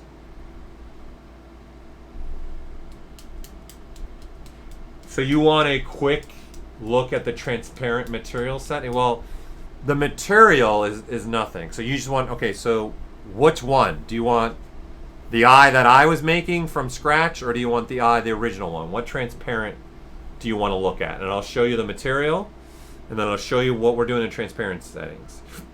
Okay? Because those are that's what's making it. That's what's making it happen. Right? So the original one. Okay, you don't like my eye? Fine. I don't care. Okay. So here's the material, right? So I'm just clicking and dragging and selecting that material, right? So this material is only using one shader, and that's what it's using. Right? So if you look solo, there you go. Right? But you also got to know that this was filled with black color too. Painting wise, it's got pure black to it. Right? And then down here, you got to have transparency turned on, right? So there's multiple factors here. You got your material settings, then you've got making sure it's transparent. Then in the render settings, you have transparency as well. Okay, so you got to make sure you go turn on transparent. Okay, which is turned on right here. And then you have transparency settings themselves turned on. And that's also what's really driving that transparency. Does that make sense?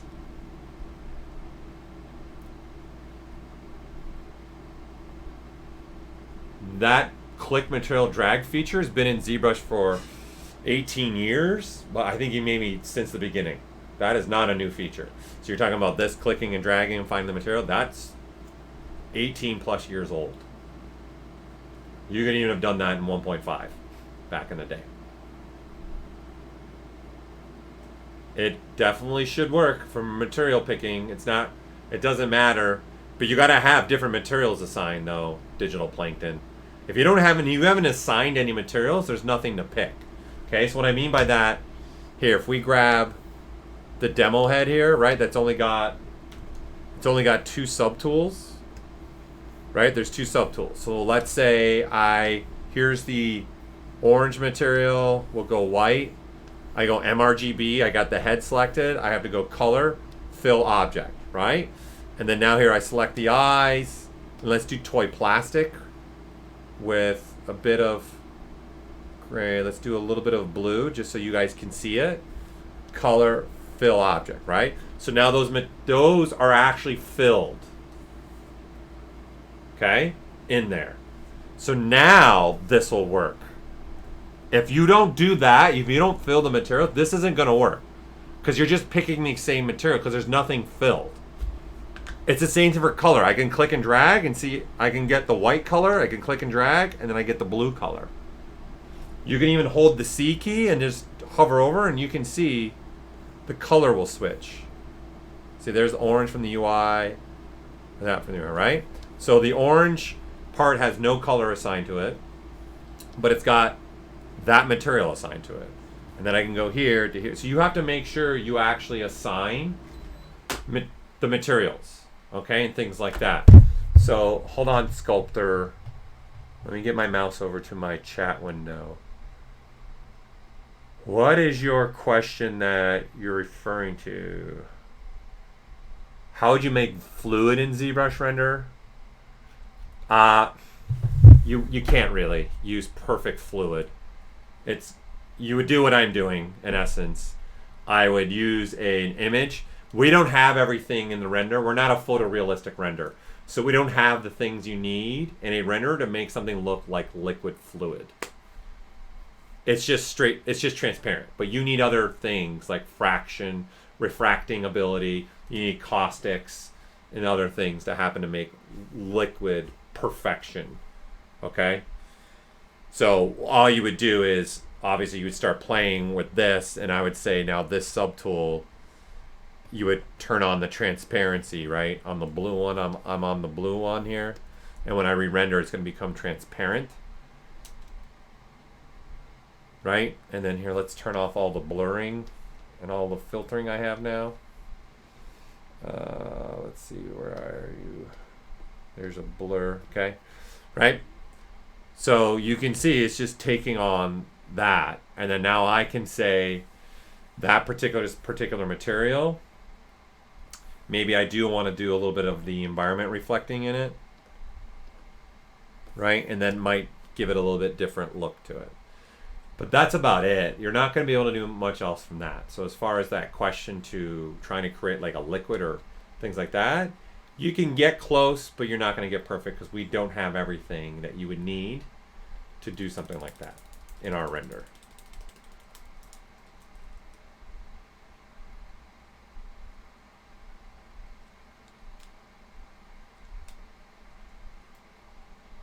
I don't know why it doesn't say pick unless you've done something in your UI, you've changed out that, or you've done something in maybe your operating system is not allowing this to show you the actual pick symbol. I don't know why it wouldn't be using the pick symbol. It's for both color and material, and that, like I said, it's been there forever.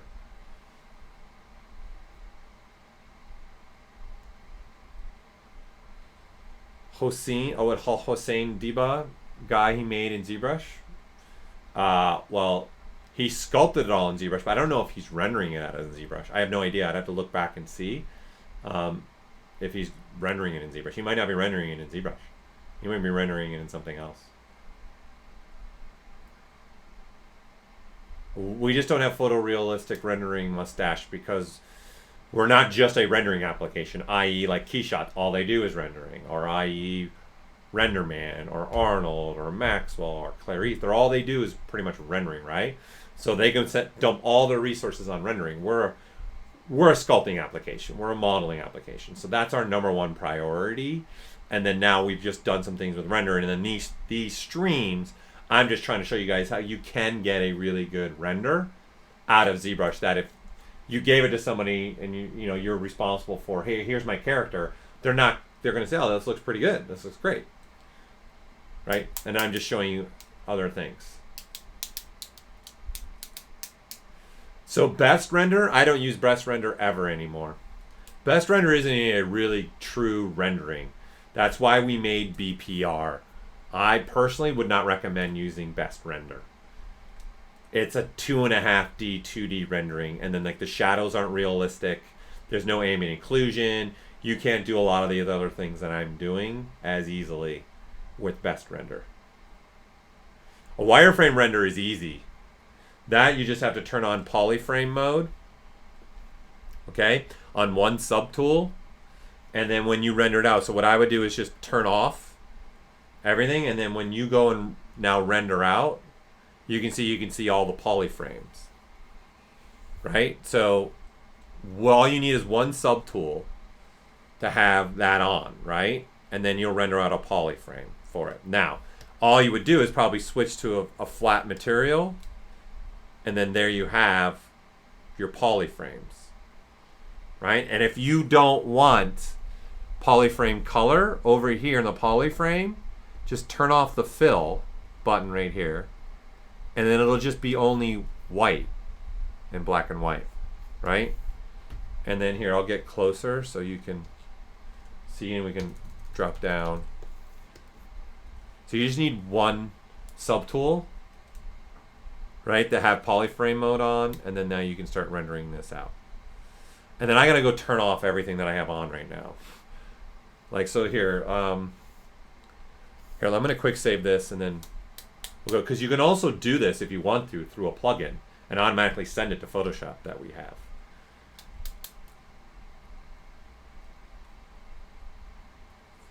Okay, so if we just load some other project, I'm gonna load another project, so in essence, I'm gonna get rid of everything that we've been working on. Bye-bye! And now we just have this, right? And now I have to just select a flat material and then render that out. And then there you go, there's your polyframe. Simple, simple. Not really simple, not really difficult. And what you can do is in the plugins, right here, this ZBrush to Photoshop plugin, you can actually tell it here things that you want. You want an ambient occlusion pass, albedo, shadow pass, a subsurface scatter pass, and those will all go in Photoshop in different layers. So you can go this route if you want to as well. Right here you can see there's a wireframe. And you can even bring over 5 materials and everything. I'll use this, specularity. You can play in Photoshop if you want to.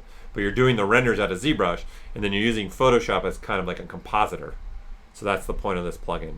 So you can just turn that on and it'll give you a render. But that's all you have to do. You can even change your wireframe color if you want to. That's super if you want that ability to. Small recap on what we did, Randy. Did you just join us, Randy? You're super late. We're already 2 hours and 20 minutes. We're getting ready to end soon. Okay, so what I've been doing in this is part 3 of all the rendering. So I went, again, we went through, I pulled up a quality good render inside of ZBrush and broke down the settings that we were using, showed all the settings that we used for the render, and then we remade a quad shader together. And we talked about how to make multiple shaders of those. We talked about how to get more better looking, like everyone was really liking the eyeballs in the one that we were making, right? So that as well, and how I did all that in there. So we went through all that, talked about transparency, how do we make something look a better quality render for something like an eyeball.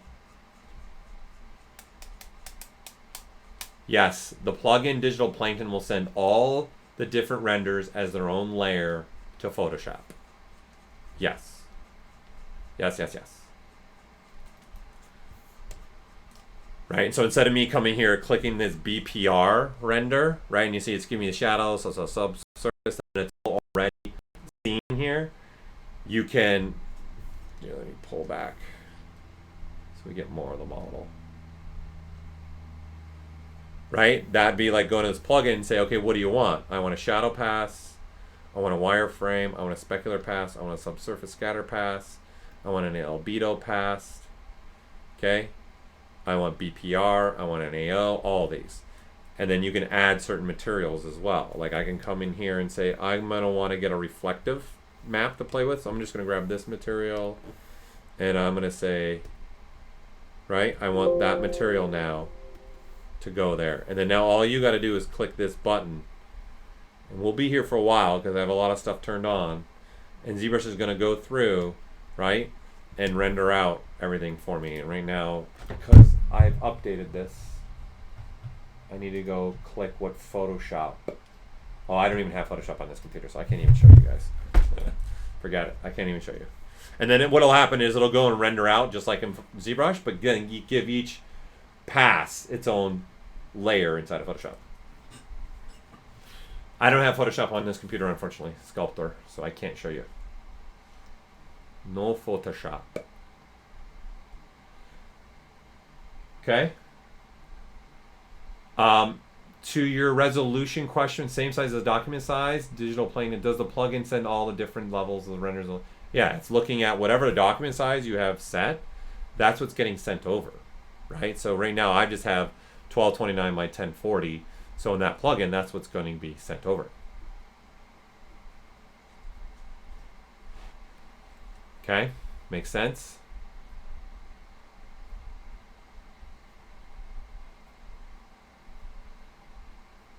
You're asking if we're going to have a simulator? I don't know. I couldn't say. Unfortunately, I can't really discuss anything about development because we're in development. There's things being developed, so I can't discuss anything. I can never say if yes or no.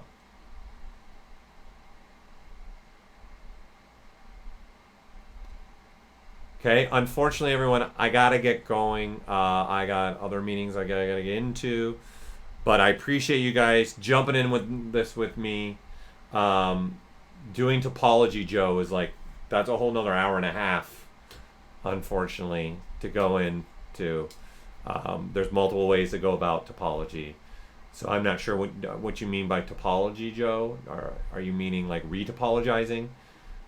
Because obviously things like the Z-remesher is what I use a lot to go through. But we do have hand retopologizing things that you can do with the topology brush or with the Z-sphere retopology.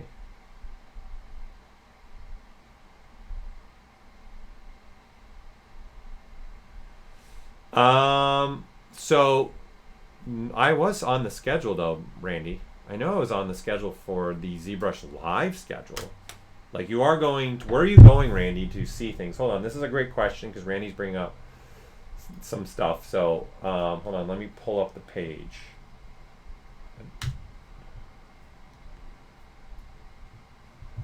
So if you go to ZBrush Live, right, in here, obviously now it's showing me, oh my god, this is going to get scary.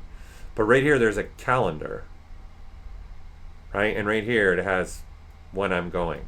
In fact, we're going to be updating this right after this stream. And you're going to be able to, Randy, you're going to love this. You're going to be able to add certain streams to your iCalendar. You're going to be able to add certain streams to your Google Calendar. And you're going to be able, eventually be able to even get an email reminder about the streams. So this whole calendar is actually going to change and be way more interactive and more things going on for you. So I'm not sure where you're going to see who's streaming and who's not streaming, but this is where you guys will be able to go. And after my stream, by the end of today, this is going to change and be a lot better. It's interesting because this has been up like this. I don't know why you didn't see my time, because this has been here. This hasn't changed in the calendar. So, but it's going to be better because when you go on the home page, we're even going to show you the who's next, who's next here, right in here too. So it'll be a lot better, Randy. So I would say tune in tomorrow on that website. As long as we didn't run into any issues tonight, you'll want to take a look at that. So my next topic, Sculptor Expert, is I've been working on another project with everybody. I've been doing a lot of project-based stuff. So there's been doing the sci-fi ship, and I've already got streams of how I made it from beginning to end. And we started getting into the render that I was looking for. So hopefully my next stream I'll be looking at that. But I have some other things that might come up that I might change the next stream. So right now I actually can't tell you for sure, okay, what's going on there. So hopefully though this helps you guys with understanding subsurface scattering with inside of ZBrush. Helps you guys understand how to build materials inside of ZBrush, how to work them together with render settings, how to work them together with your lighting, how to work them together with that. I'd say this is a 3-part series. So I'd encourage you guys to go rewatch all these if you have more questions. I'd say rewatch. You've got now, because I'm Captain Tangent and like to just talk too much like I'm doing right now, we've got, I think every one of these are 2.5 hours. So you've got 7.5 hours of go rewatch these 3 parts. And if you want, again, to get easy way to get a hold of me, honestly, is go to ZBrush Central. And then there's my username for my Pixologic. It's the @PixelPaul. And again, you just got to go to ZBrushCentral.com, post some work there, and then just do an @ to me, and I'll get an email, and I can come to there and help you. That's the better benefit of doing it that way. I can make some comments on what you're doing, maybe even share stuff with you and link things for you. Okay? So before I call it quits, is there any other last minute questions? That's not something I have to dive deep. That's going to take me a long time. Is there anything for anybody else? Again, I really appreciate everybody for coming in. You are the users, right? And then if you're like me, an 80s fan, you gotta have the 80s version, right? How can you create Boolean meshes without Dynamesh? You just use the live Booleans. That one's the easy one. So if I have, like, say, a cube, here, let's turn this off. Let's select now a material that's, right? We'll make this a poly mesh. Okay, and then now let me just append, let's say, a sphere. So now I've got 2 subtools here. Okay, and I'm just going to move this sphere somewhere else. Right? All I have to do is turn on live Boolean right here. Boom. And now this is going to be used as a union. So right here you have your Boolean options. Right? So I've got union. There's subtractive, and you can see now it's subtract. And then there's intersect. Right? That's it. That's all you have to do. Okay? And then now I can move this sphere around wherever I want, and it's a subtractive. Right? And I can even do cooler stuff like this, which I go through that ship streams, and I can swap this out and do completely other things with this. So let's see, where is it? Oh, it's really tiny. Let's make it bigger. Right? And then now I see I can have objects like this, and then I can just cycle through, and which ones do I even like? So live Boolean for me is way better than that. I only use Dynamesh really now for what it was meant for, was building out the beginning part of your model, the first 20%. And then I ZRemesh stuff, and then I get going with live Booleans and things like that. And then this interacts fine with the dynamic subdiv. So if I just I turn the dynamic subdiv on, right? So if I go to a different one here, we'll swap out for a different one. There's with dynamic subdiv on. There's with it off. So they're all getting closer. There's off, on, off, on. It's all good. It all works together. It's a really great way of working. I enjoy this system very much. I use it on a lot of stuff. Randy, you want a fiber mesh, nano mesh, other mesh thing? So you want to use fiber mesh and then have them turn into nano mesh? So digital plankton, to apply this, there's actually 2 ways to do that. There's actually 3 ways to do this. So the first and easiest way is right here. There's a Boolean menu right here. And if I'm using dynamic subdiv on any of my subtools, I would want to have this turned on. And then I just click this button. And then now it's done. And what it does is it makes a new tool. And then there's my result. Okay, so that's one way. Right? If you're going to really start using this, me personally, you should be using folders. Because then what I like about this is I can now come in here in this little gear, and I can say right here, see there's Boolean folder and Boolean folder with DS div, so that's dynamic subdiv. I can click that, and the difference is the subtool is automatically made within the same tool, but then I don't lose all the original meshes. So it's everything's still contained nicely. So down the road, if I ever want to change something, I have the ability to change something. Right? That's a way to do that. Okay? And then the third way would be if you guys merged the folder.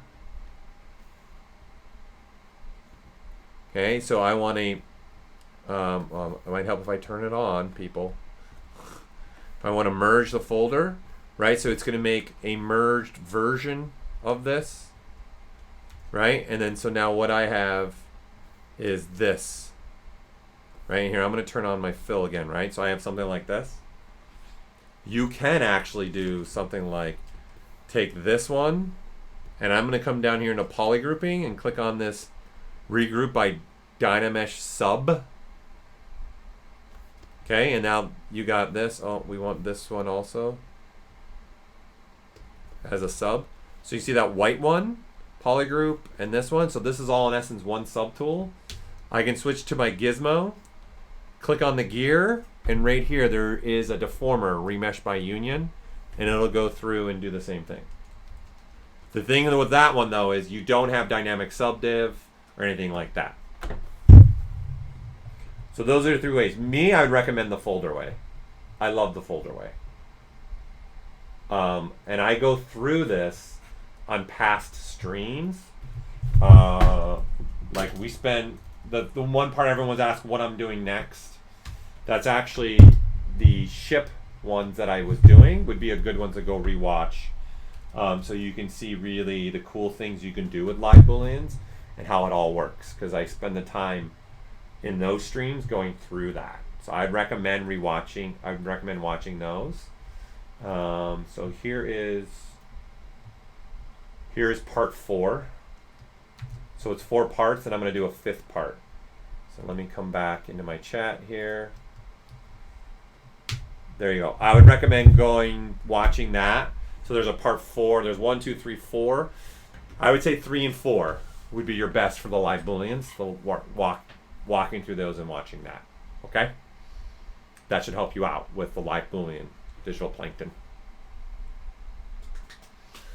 Okay. So thank you again, everybody. It's been a blast.